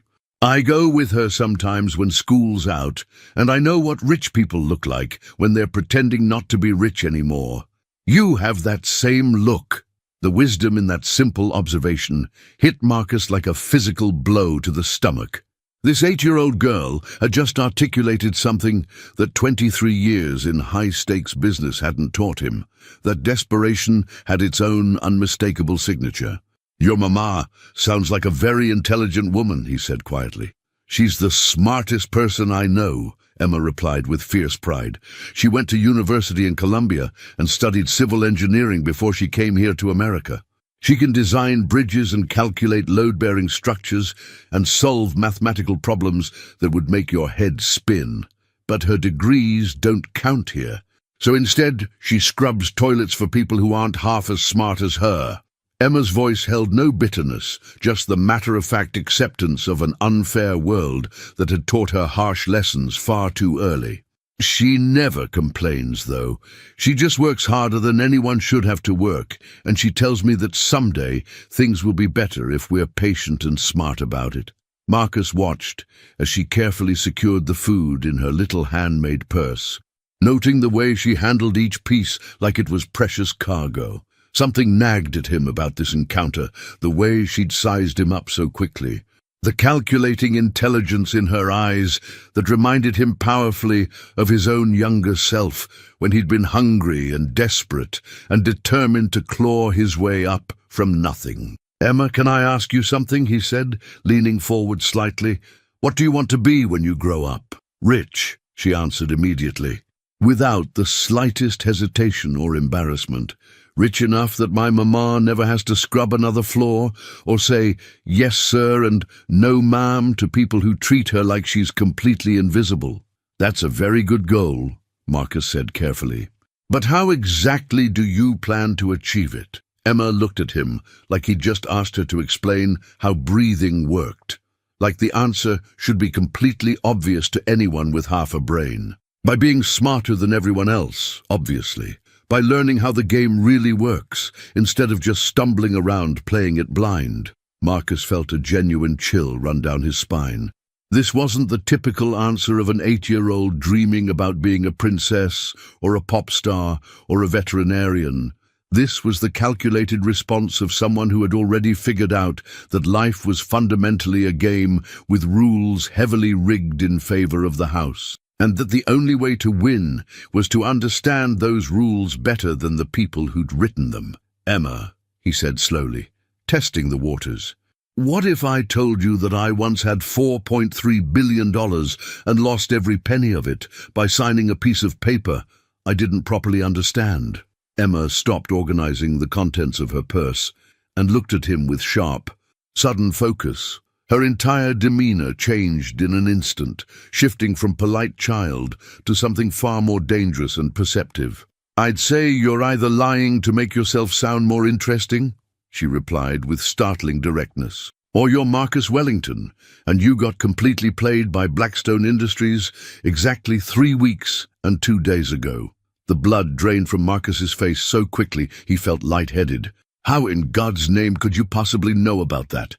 Marcus whispered, his voice barely audible above the restaurant's ambient noise. His heart was hammering so hard he could hear it in his ears. Emma shrugged, as if discussing billion-dollar corporate takeovers was perfectly normal conversation for an 8-year-old having dinner in a pizza joint. "I read everything I can get my hands on. Business sections of newspapers that rich people throw away without even opening, financial magazines in the public library, legal documents and contracts that Mama's employers leave lying around their offices and studies." Marcus stared at this small girl who had just casually referenced his most devastating failure, a failure he'd assumed was buried under layers of corporate secrecy, non-disclosure agreements, and legal confidentiality clauses that cost millions to enforce. "Most people don't know the specific details of what happened to me," he said carefully, testing her knowledge. The official press releases were very carefully worded to make it sound like a standard acquisition. "Most people don't know how to read between the lines of corporate speak," Emma replied with the confidence of someone much older. She pulled a small, worn notebook from her purse and flipped through pages covered in neat handwriting. The news report said Blackstone Industries acquired Wellington Technologies in a mutually beneficial strategic partnership. But the timing was completely wrong. The stock price movement was suspicious, and the language they used was classic distressed acquisition terminology. Marcus felt his mouth go completely dry. "What else do you think you know about my situation? I think you signed something you shouldn't have signed because you were desperate and scared and backed into a corner with no good options." Emma's voice was matter-of-fact, clinical in its assessment. "I think Blackstone played a really long game to put you in exactly that position, probably for years, before they made their move. And I think there's probably a way out of your contract that nobody's found yet, because all the lawyers and financial experts are thinking like lawyers and financial experts instead of thinking like—" She gestured to herself with a slight smile. "Like an 8-year-old?" Marcus asked, not sure whether to laugh or cry. "Like someone who's had to survive by being smarter than people who automatically underestimate her because of how she looks or where she comes from." Emma's eyes held a fire that Marcus recognized from his own reflection 20 years ago, the burning determination of someone who refused to accept the limitations the world tried to impose. "Do you want to know what I think might be wrong with your contract?" Marcus laughed, actually laughed, for the first time in 3 weeks. The sound was bitter and broken, tinged with hysteria, but it was still genuine laughter. "Sure, sweetheart, please enlighten me about my billion-dollar mistake." Emma reached into her notebook and pulled out a carefully folded section of newspaper, the financial pages of the Wall Street Journal from 2 days earlier. There, buried on page C7, in a small article that most people would skip right over, was a report about Blackstone Industries facing increased scrutiny from the Federal Trade Commission for potential antitrust violations in 3 separate major acquisitions over the past 5 years. "Your contract almost certainly contains what corporate lawyers call a material adverse change clause," Emma said with the casual confidence of someone discussing the weather. "If Blackstone gets broken up by federal regulators, or if they're found to have committed fraud or concealment during the acquisition process, the entire deal could potentially be voided and unwound." Marcus grabbed the newspaper with shaking hands, scanning the article with growing amazement. The dates mentioned in the FTC investigation lined up almost perfectly with his own contract timeline. His legal training from Harvard, rusty from decades of focusing on technology instead of law, began to kick in as he processed the implications. "Emma," he whispered, hardly daring to hope, "where on earth did you learn to think like this? This is graduate-level corporate law and federal regulatory theory." The little girl smiled for the first time since she'd entered the restaurant, and it transformed her entire face. "Poverty is the best business school in the world, Mr. Wellington. When you have no safety net and no second chances, you learn to think really, really fast. This is absolutely impossible," Marcus breathed, staring at the newspaper article like it contained the secrets of the universe. "You're 8 years old, Emma. You cannot possibly understand corporate law, federal antitrust regulations, and complex contract structures well enough to identify potential legal loopholes that teams of expensive lawyers missed." Emma's smile faded, replaced by the deadly serious expression of someone far older than her chronological years. When she spoke, her voice carried a weight that seemed impossible coming from someone so young. "Mr. Wellington, do you want to know the real reason I can read and understand these documents when most adults can't? It's because when your mama works 16-hour days for $2 an hour, And you're left alone in rich people's houses while she cleans their bathrooms and scrubs their floors. You learn to entertain yourself in whatever ways you can find." She pulled out her small notebook again, worn from constant use and filled with careful handwriting in different colored pens. "Those rich people whose houses Mama cleans, they leave their business magazines lying around like they're worthless. They leave confidential legal documents on their desks and kitchen counters. They take important phone calls right in front of us because they never think the cleaning lady's kid might actually be listening and understanding every word." Marcus flipped through the notebook with growing amazement and horror. Page after page of meticulous notes about stock option structures, patent law intricacies, corporate governance frameworks, merger and acquisition strategies, all written in the careful handwriting of a child, but containing insights that would make Harvard Business School professors weep with envy. "For almost 3 years now, I've been copying down every interesting thing I see or hear in these houses," Emma continued. "Contract language, business strategies, legal loopholes, financial structures. I've been teaching myself how the really wealthy people stay wealthy and why people like Mama and me stay poor no matter how hard we work." "Emma, this is extraordinary," Marcus said, his voice filled with genuine awe. "But you said you could help me reverse my contract situation. How is that even theoretically possible?" Emma's dark eyes lit up with the unmistakable excitement of someone finally being asked to reveal their greatest discovery. "Because I was there when they planned it, Mr. Wellington. I was actually there." "What do you mean you were there?" 3 weeks ago, the night you signed your contract, Mama was working late at the Blackstone Industries Executive Building downtown. She cleans the offices on the 42nd floor, including Mr. Harrison's corner office. He's their chief legal counsel, the man who designed your contract. Emma's voice dropped to an intense whisper. "I was with her that night because it was too late to leave me alone at home, and I heard them talking about you, about their whole plan." Marcus felt the world tilt sideways around him. "You heard them discussing my acquisition?" "I heard everything," Emma said with quiet intensity. "How they'd been planning your downfall for almost 2 years. How they planted negative stories about Wellington Technologies' financial stability in trade publications. How they bribed one of your board members, Mr.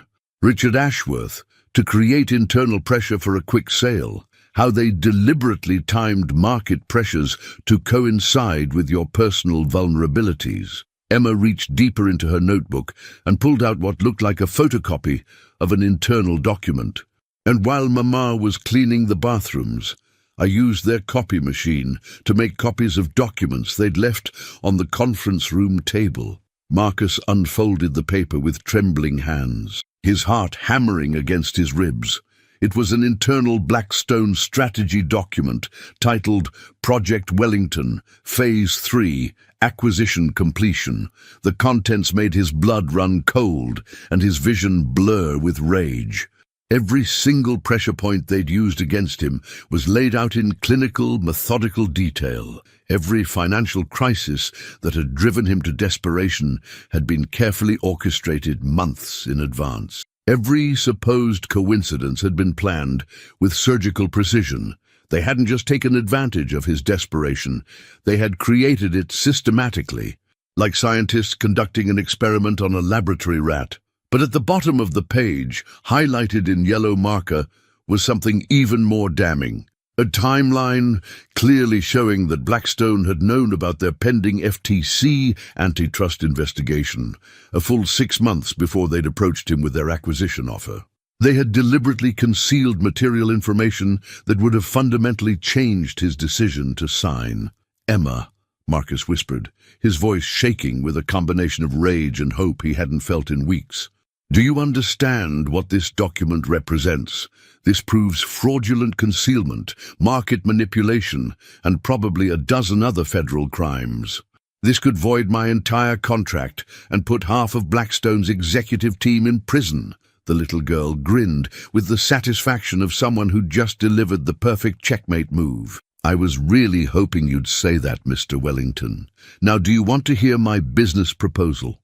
Emma leaned forward across the grimy table, her 8-year-old face wearing an expression of calculating intensity that would have been unsettling on a Fortune 500 CEO, let alone a child who should have been worried about homework and playground politics.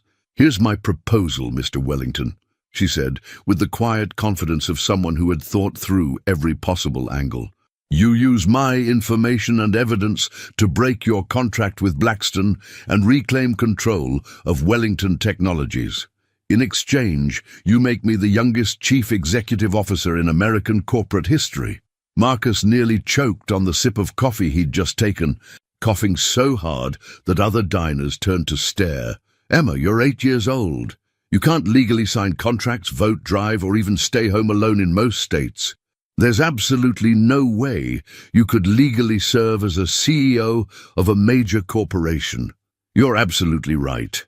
I can't legally be CEO right now," she interrupted, with the patience of someone explaining something obvious to a slow student.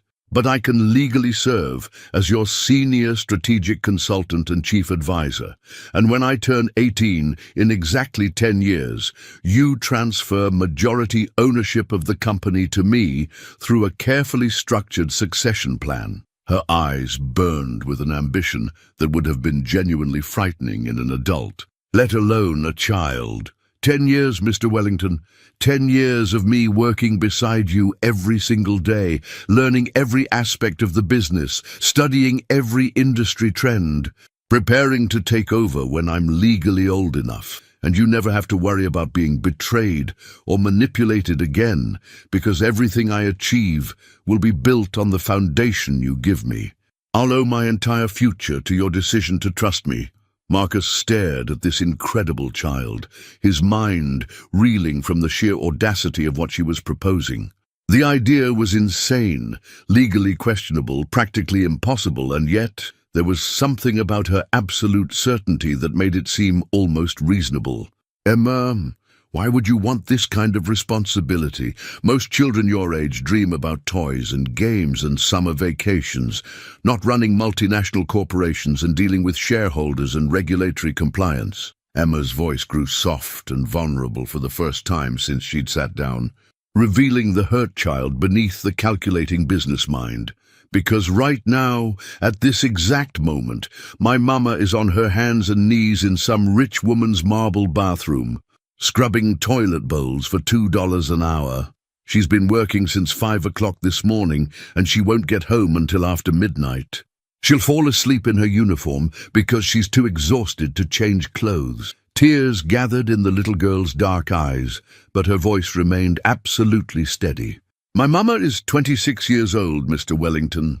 She should be designing skyscrapers or teaching advanced mathematics at a university or running her own engineering firm. She has a brilliant mind that could change the world. Instead, she's invisible. People look right through her like she doesn't exist, like she doesn't matter, like her intelligence and her dreams are worthless because she cleans their houses." The raw pain in Emma's voice cut through Marcus like a knife. He recognized something in her expression, the same desperate hunger he'd felt as a young man sleeping in his car. The burning need to prove that the circumstances of your birth didn't have to determine the trajectory of your entire life. "I want to build something so massive, so powerful, so undeniably successful that no one will ever be able to make my mama feel small again," Emma continued, her voice growing stronger with each word. "And I want to do it legitimately, brilliantly, so that when people see Maria Rodriguez's daughter, they don't see some poor Hispanic girl who got lucky or slept her way to the top. They see the smartest, most capable businesswoman in the world who happened to be born into poverty but refused to let that define her limits."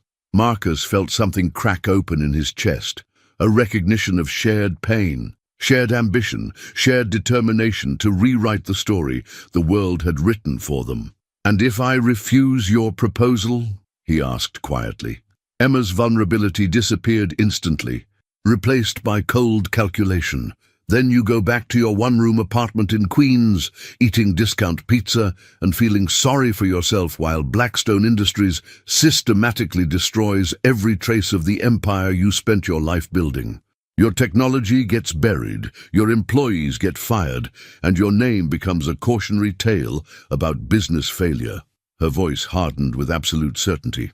And I go back to watching my brilliant, beautiful mama destroy her body and her spirit for people who wouldn't notice if she disappeared tomorrow. We both lose everything, and powerful people who don't deserve their power keep winning. Marcus was quiet for a long moment, studying the impossible documents Emma had shown him, thinking about the sheer audacity and potential brilliance of what she was suggesting. The partnership she was proposing would be unlike anything in corporate history. A disgraced billionaire and a child genius taking on one of the most powerful companies in America. You understand, he said slowly, that if we do this, it won't just be about getting my company back. We'll be declaring war on some of the most ruthless, well-connected, politically protected people in the country. They have unlimited resources and no moral boundaries. They'll try to destroy both of us completely. Emma smiled.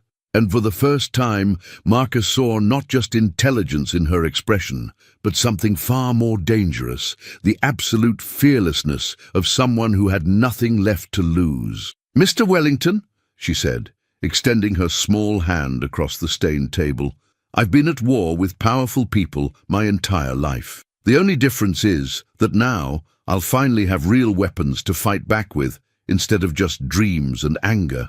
Marcus looked at her outstretched hand, then at her determined face, then at the impossible future she was offering him, a future where his greatest mistake might become his greatest victory. Guided by an 8-year-old genius who understood the game of power better than players with decades more experience. He reached across the table and grasped her small hand in his much larger one. "Partners," he said solemnly. "Partners," Emma agreed, her smile blazing with triumph. "Now let's go save your empire and build mine." The law office of Chen, Martinez and Associates occupied the 15th floor of a modest building in Midtown Manhattan, a far cry from the gleaming corporate towers Marcus was accustomed to. But David Chen had been his personal attorney for 12 years, and one of the few people who hadn't abandoned him after the Blackstone disaster. "Marcus, this is absolutely insane," David said, adjusting his wire-rimmed glasses as he stared at the documents Emma had spread across his mahogany conference table. "You're telling me an 8-year-old girl obtained classified internal documents from Blackstone Industries?" "I'm telling you, she has evidence that could destroy them," Marcus replied, watching Emma organize her materials with the precision of a seasoned paralegal. 3 days had passed since their partnership began, and he was still struggling to process the reality of working with a child genius. Emma looked up from her documents with the patient expression of someone dealing with particularly slow adults.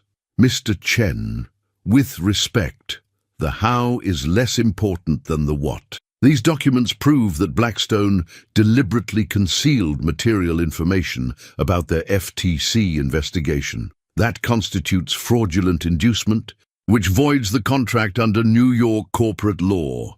David's mouth fell open slightly. "How do you know New York corporate law?"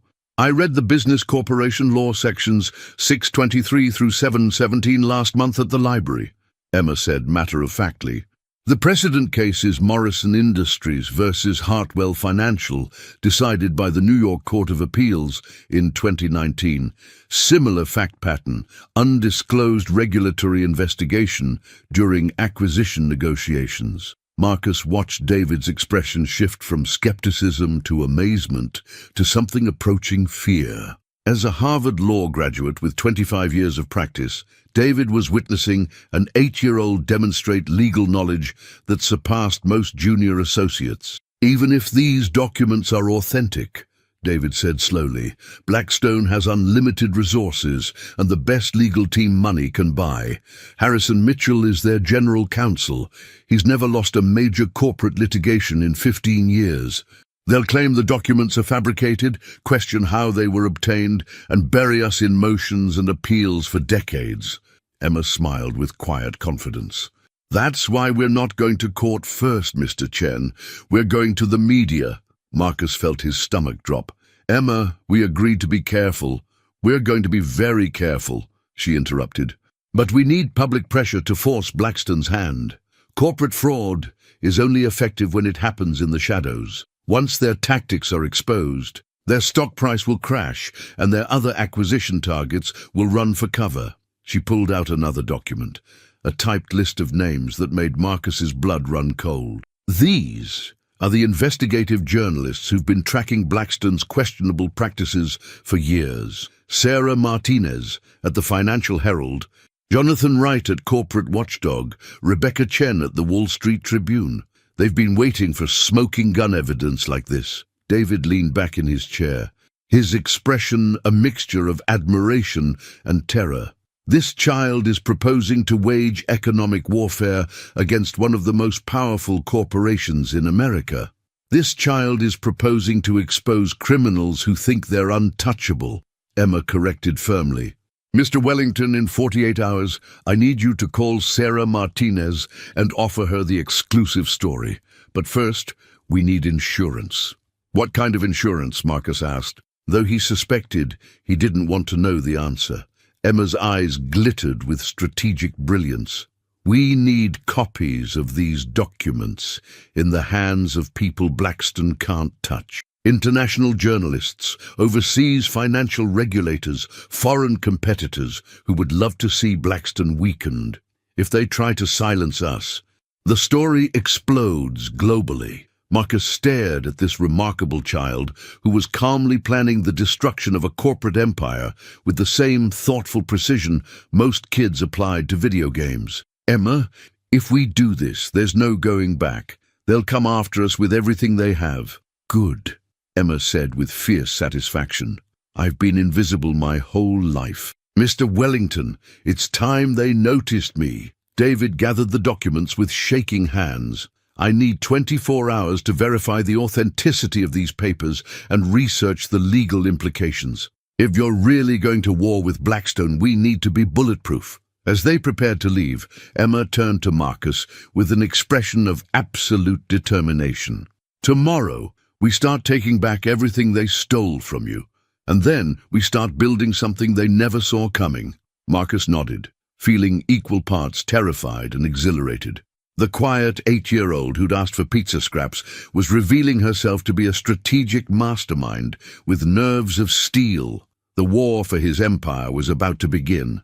The Financial Herald's newsroom buzzed with typical Wednesday afternoon chaos, phones ringing, keyboards clicking, reporters shouting questions across cubicles. Sarah Martinez sat at her desk reviewing quarterly earnings reports when her secure phone line rang with the distinctive tone reserved for confidential sources. "Martinez," she answered curtly.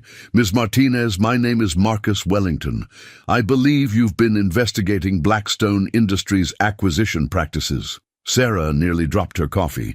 Marcus Wellington, the fallen tech billionaire whose spectacular downfall had been front-page news for weeks.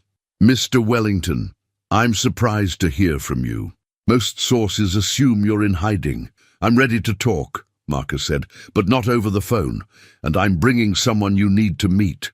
2 hours later, Sarah sat in a private booth at Delancey's Deli on the Lower East Side, studying the most unlikely pair she'd ever interviewed. Marcus Wellington looked haggard but determined, while the small Hispanic girl beside him appeared to be organizing documents with the efficiency of a seasoned investigative reporter. "This is Emma Rodriguez," Marcus explained. "She's my consultant." Sarah raised an eyebrow. "Your consultant is 8 years old." "My consultant has evidence that will bring down Blackstone Industries," Marcus replied. "Emma, show her what you showed me." Emma slid a manila folder across the table with the confidence of someone delivering state secrets. "Ms.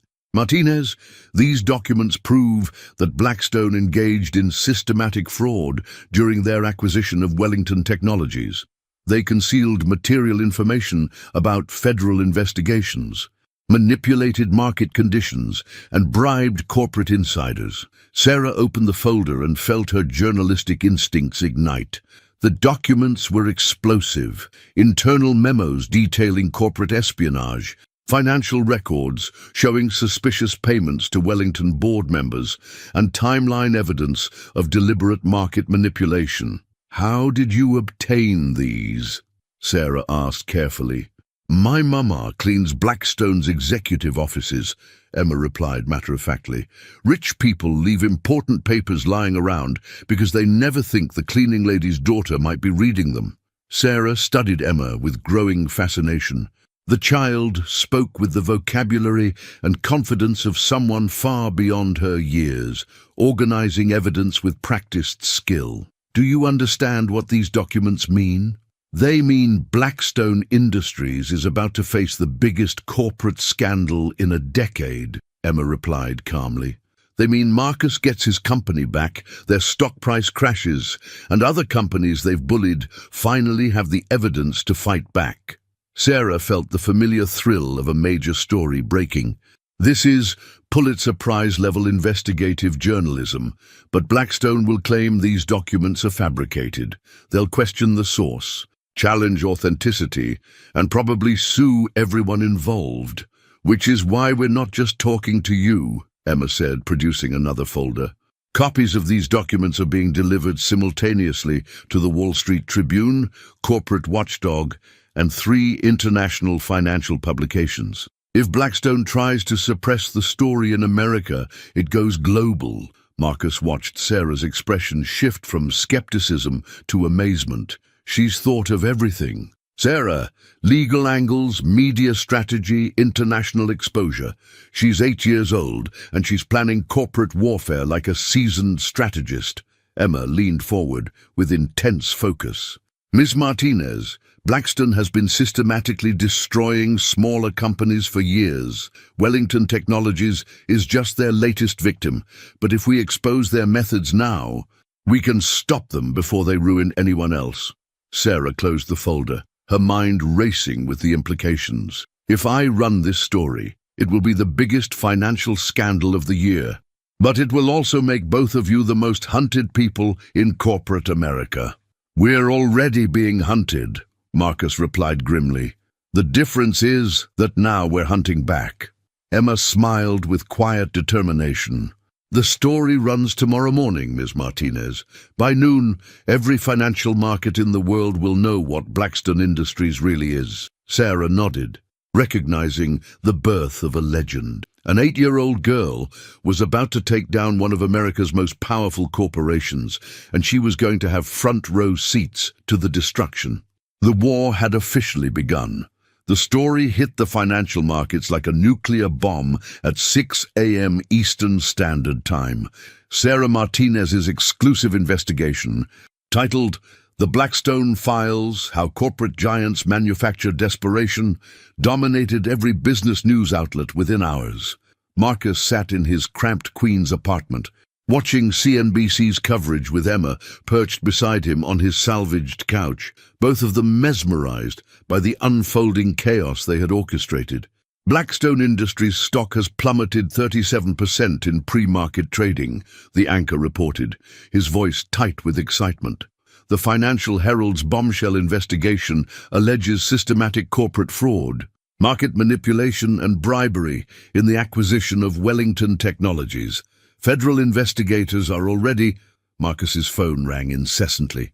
Reporters, lawyers, former colleagues who'd ignored him for weeks, suddenly desperate to reconnect. Emma had insisted they ignore all calls until the initial media storm reached its peak. "Phase 1 complete," Emma said with satisfaction, making notes in her ever-present notebook. "Blackstone's credibility is destroyed, their stock is crashing, and every acquisition target they've been pursuing will now run for cover. This is incredible, Emma, but you know they'll retaliate. Harrison Mitchell doesn't lose quietly." As if summoned by his words, the apartment building's buzzer rang with sharp insistence. Marcus checked his security monitor and saw 3 men in expensive suits standing at his front door, unmistakably corporate lawyers. "Mr. Wellington," a voice crackled through the intercom. "This is Harrison Mitchell, General Counsel for Blackstone Industries. We need to discuss the stolen documents your associate leaked to the press." Emma moved to the window, and peered down at the black SUVs lined up on the street. 6 vehicles, at least 15 people. They brought serious muscle. Marcus felt his heart rate spike. They can't legally force entry without a warrant. They don't need to force entry, Emma said calmly, pulling out her phone. Mr. Wellington, do you trust me completely? Emma, what are you? Do you trust me? She repeated urgently. Yes, but Emma dialed a number with practiced efficiency. Ms. Martinez, this is Emma Rodriguez. Blackstone just arrived at Mr. Wellington's apartment with what looks like a private security team. I think you'll want to send photographers. Yes, I'll keep the line open so you can record everything. She handed Marcus the phone, then walked to the intercom with the fearless stride of someone who had nothing to lose. Mr. Mitchell, she said clearly, this is Emma Rodriguez, Mr. Wellington's strategic consultant. I'm 8 years old, and I'm the person who exposed your criminal conspiracy to the world. The silence on the other end stretched for several seconds.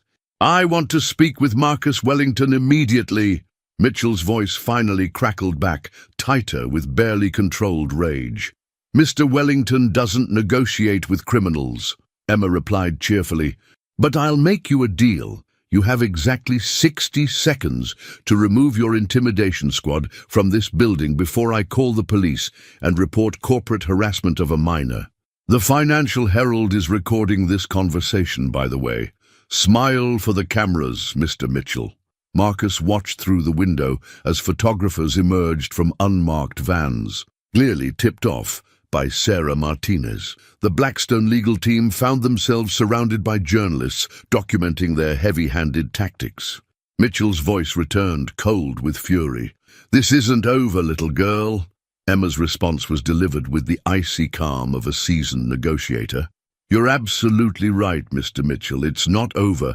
It's just beginning. Tomorrow morning, phase 2 of my plan goes into effect. I suggest you use tonight to prepare your resignation letter.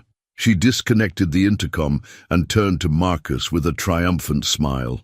And that, Mr. Wellington, is how you turn a threat into a public relations disaster. By tomorrow, every news outlet in America will be running stories about Blackstone Industries sending armed intimidation squads to threaten an 8-year-old girl. Marcus stared at her in amazement. Phase 2? What's phase 2? Emma's smile turned predatory. Tomorrow, we file the lawsuit that will give you back everything they stole. And then we start building the empire that will make Blackstone Industries look like a corner convenience store. Outside, the Blackstone vehicles retreated in humiliating defeat, followed by a parade of news vans, hungry for the next chapter of the story. The war was escalating exactly as Emma had planned. The federal courthouse in Lower Manhattan buzzed with unprecedented media attention as Marcus and Emma arrived for what legal experts were calling the most audacious corporate lawsuit of the decade. Emma wore her best dress, still clearly second-hand but pressed with military precision, and carried a briefcase that looked comically large in her small hands. David Chen met them at the courthouse steps, his expression a mixture of terror and exhilaration. Marcus, the media circus is insane. Every major network has crews here. Blackstone brought 17 lawyers. How many did we bring? Emma asked calmly. 3, counting myself. Emma smiled with quiet confidence. Perfect. David facing Goliath always makes better television. Inside the courthouse, the gallery was packed with reporters, financial analysts, and curious observers drawn by the spectacle of an 8-year-old taking on corporate America. Judge Patricia Hendricks, a no-nonsense jurist with 30 years on the bench, called the proceedings to order with visible skepticism about the circus atmosphere. Harrison Mitchell stood to address the court, his silver hair and $5,000 suit projecting corporate authority. Your Honor, this frivolous lawsuit is based on stolen documents obtained through criminal trespass by a minor. We move for immediate dismissal. Emma tugged on David's sleeve and whispered something urgently. David nodded and rose to respond. Your Honor, our evidence was obtained by a child who observed criminal activity and reported it to appropriate authorities. The whistleblower protection statutes. Objection, Mitchell interrupted smoothly. 8-year-olds cannot be legal whistleblowers. This child lacks the capacity to understand the significance of the documents she allegedly found. Judge Hendricks looked directly at Emma, who had been sitting quietly beside Marcus, with the composed attention of someone following complex legal arguments. "Young lady, do you understand why you're in this courtroom today?" Emma stood with perfect posture, her voice clear and confident. "Yes, Your Honor. We're here because Blackstone Industries committed fraud when they acquired Mr. Wellington's company. They hid the fact that federal investigators were examining their business practices. They manipulated market conditions to force a desperate sale. And they bribed corporate insiders to pressure Mr. Wellington into signing a contract he couldn't properly evaluate." The courtroom fell completely silent. Judge Hendricks leaned forward with sharp interest. "And how do you know these things, Miss Rodriguez?" "Because I was present when they discussed their illegal activities. Your Honor, my mother cleans their offices and I heard them planning Mr. Wellington's destruction in detail. I also photocopied documents that prove everything I just described." Harrison Mitchell's face had gone pale. "Your Honor, we object to testimony from a minor who—" "Mr. Mitchell," Judge Hendricks interrupted coldly, "this child appears to understand the issues better than half the lawyers in my courtroom." "Continue, Miss Rodriguez." Emma pulled documents from her briefcase with practiced efficiency. "Your Honor, these internal Blackstone memos prove they knew about the FTC investigation 6 months before approaching Mr. Wellington. They deliberately concealed material information to induce fraudulent acceptance of their contract terms." Judge Hendricks examined the documents with growing amazement. "Miss Rodriguez, did you organize this evidence yourself?" "Yes, Your Honor. I've been studying corporate law and federal regulations for 3 years. Blackstone's fraud follows a clear pattern they've used against 12 other companies since 2019. Marcus watched the judge's expression shift from skepticism to fascination to barely concealed outrage as she reviewed Emma's evidence. The courtroom remained pin-drop silent, every person present witnessing legal history in the making. "Mr. Mitchell," Judge Hendricks said finally, "I'm scheduling an emergency hearing for tomorrow morning. Bring every executive who signed these memos. And Mr. Mitchell, I suggest you prepare explanations for what appears to be systematic corporate fraud." As they left the courthouse, Emma looked up at Marcus with quiet satisfaction. "Phase 3 complete. Tomorrow they start returning everything they stole from you." Marcus shook his head in wonder. "Emma, I think you just became the youngest person in American history to expose a major corporate conspiracy." Emma's smile was fierce with triumph. "And we're just getting started, Mr. Wellington, just getting started." The emergency hearing convened at 9 a.m. sharp, but the Blackstone Industries delegation looked like they'd been awake all night. Harrison Mitchell's usual corporate confidence had evaporated, replaced by the haunted expression of a man watching his career disintegrate in real time. Emma sat between Marcus and David Chen, her small notebook open and ready, looking like she was preparing for a particularly challenging final exam rather than the culmination of a billion-dollar legal battle. Judge Hendricks entered the courtroom with the purposeful stride of someone who'd spent the evening reviewing federal fraud statutes. "Mr. Mitchell, I've had 14 hours to examine the evidence presented by Miss Rodriguez. I have questions." Mitchell stood unsteadily. "Your Honor, we maintain that these documents were obtained illegally." "Mr. Mitchell," the judge interrupted sharply, "I'm less concerned with how these documents were obtained than with their contents. Specifically, I want explanations for the internal memo dated March 15th, detailing plans to create market instability around Wellington Technologies, and the payment authorization for $2.3 million to board member Richard Ashworth." The gallery buzzed with excitement as reporters frantically took notes. Emma watched Harrison Mitchell's composure crumble completely. "Your Honor, that memo was taken out of context. What context makes corporate sabotage and bribery acceptable?" "Mr. Mitchell," Judge Hendricks' voice carried the cold authority of someone who'd presided over white-collar criminal cases for decades. Emma tugged David's sleeve again. Whispering urgently, David nodded and stood. "Your Honor, we have additional evidence that came to light overnight. Miss Rodriguez discovered electronic communications between Blackstone executives and offshore accounts used to fund their market manipulation activities." Emma stood and addressed the court directly. "Your Honor, I spent last night at the public library researching Blackstone's financial disclosures. Their SEC filings contain inconsistencies that suggest they've been using these same illegal tactics against multiple acquisition targets."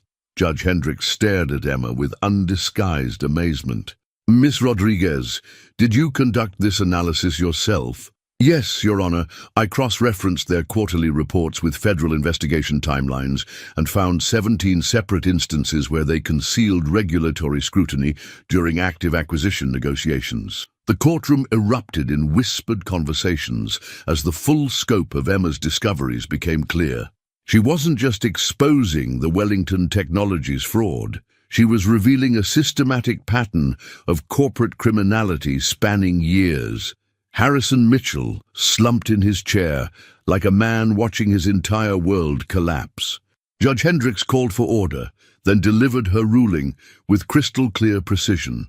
"Based on the evidence presented, I find clear and convincing proof of fraudulent inducement, material concealment, and conspiracy to manipulate market conditions. The Blackstone Wellington Technologies acquisition contract is hereby declared null and void. All assets, patents, and corporate control are to be immediately returned to Mr. Wellington." Marcus felt his knees go weak with relief and disbelief. Emma simply smiled with quiet satisfaction, as if the outcome had never been in doubt. "Furthermore," Judge Hendricks continued, "I'm referring this matter to the Federal Bureau of Investigation for criminal prosecution. Mr. Mitchell, your clients have 48 hours to comply with asset restoration or face contempt of court charges." As they left the courthouse steps, Emma looked up at Marcus with the triumphant expression of someone who just changed the course of history. "Phase 4 complete," she said calmly. "Tomorrow, you start rebuilding your empire, and next week I start learning how to run it." Marcus laughed with pure joy for the first time in months. "Emma, you've just pulled off the most spectacular corporate comeback in American business history." Emma's smile blazed with determination. "Mr. Wellington, we haven't even started fighting yet. Wait until you see what I have planned for Phase 5. 6 months later, Marcus stood in his restored corner office on the 45th floor of the Wellington Technologies building, watching Emma explain advanced AI algorithms to a room full of MIT computer science professors via video conference. At 9 years old, she had become the youngest strategic consultant in corporate history and was already being courted by universities eager to study her unprecedented intellectual development. "The breakthrough isn't in the processing speed," Emma was saying, her child's voice carrying the authority of someone who'd revolutionized artificial intelligence theory. "It's in the ethical framework integration. Current AI systems lack contextual empathy protocols." Marcus shook his head in continued amazement. The past 6 months had been a whirlwind of impossible achievements. Wellington Technologies had not only recovered from the Blackstone attack, but had emerged stronger than ever. Emma's insights had led to 3 revolutionary patent applications, and their stock price had tripled as investors recognized they possessed something unprecedented, a genuine prodigy with business instincts that defied explanation. The door opened, and Maria Rodriguez entered carrying coffee and wearing the professional attire of Wellington Technologies' new Director of Operations, a position Emma had insisted her mother deserved after reviewing her Colombian engineering credentials. "How's our resident genius today?" Maria asked, watching her daughter casually solve problems that had stumped seasoned researchers for months. "She's planning to revolutionize 3 more industries before lunch," Marcus replied. "Yesterday, she suggested modifications to our supply chain that will save us $50 million annually. This morning, she designed a new employee benefits program that Human Resources called impossibly generous but mathematically sound." Emma finished her conference call and turned to them with the satisfied expression of someone who'd just taught calculus to kindergartners. The MIT professors want to offer me early admission when I turn 12. I told them I'm too busy building an empire. Marcus laughed. The partnership that had begun in a pizza restaurant had transformed both their lives beyond recognition. Emma had kept her promise. She'd helped him reclaim everything Blackstone had stolen, and then elevated Wellington Technologies to heights he'd never imagined possible. "Speaking of building empires," Emma said, pulling out her ever-present notebook, "I've been thinking about our expansion into renewable energy technologies. I have some ideas about solar panel efficiency that could revolutionize the entire industry."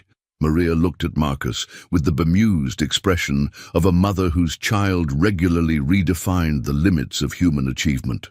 "Sometimes I wonder if she's actually my daughter or some kind of business-minded alien who decided to adopt me." Emma grinned with the pure joy of a child who'd found her calling. "Mama, you're stuck with me for at least 9 more years. By then, we'll own half of Fortune 500. Marcus gazed out at the Manhattan skyline, thinking about the impossible journey that had brought them here. A year ago, he'd been a broken billionaire eating cold pizza and contemplating bankruptcy. Today, he was the CEO of one of America's fastest-growing technology companies, guided by a 10-year-old strategic partner whose intellectual capabilities seemed to expand daily. "Emma," he said quietly, "do you ever miss being a normal kid? Playing with toys, watching cartoons, worrying about homework instead of corporate governance?" Emma considered the question seriously. "Mr. Wellington, some people are born to play with toys.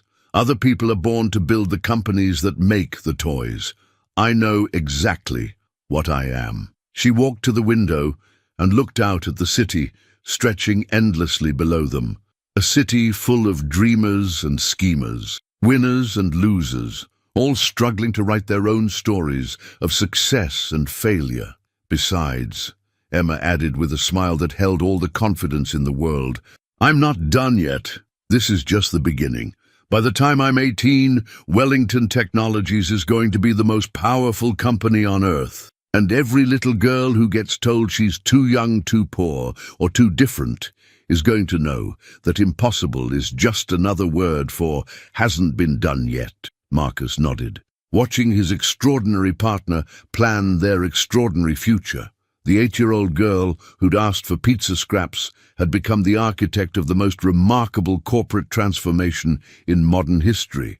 And she was absolutely right. They were just getting started. The empire Emma Rodriguez was building would reshape not just business, but the very definition of what was possible when brilliance met opportunity and refused to accept the limitations the world tried to impose. In the end, Marcus realized, he hadn't just recovered from his billion-dollar mistake. He'd discovered that sometimes the most catastrophic failures create space for the most extraordinary successes. And sometimes salvation comes in the most unexpected packages, like a brilliant little girl who sees possibilities where everyone else sees only problems. Their story was far from over. In fact, Marcus suspected it was just beginning.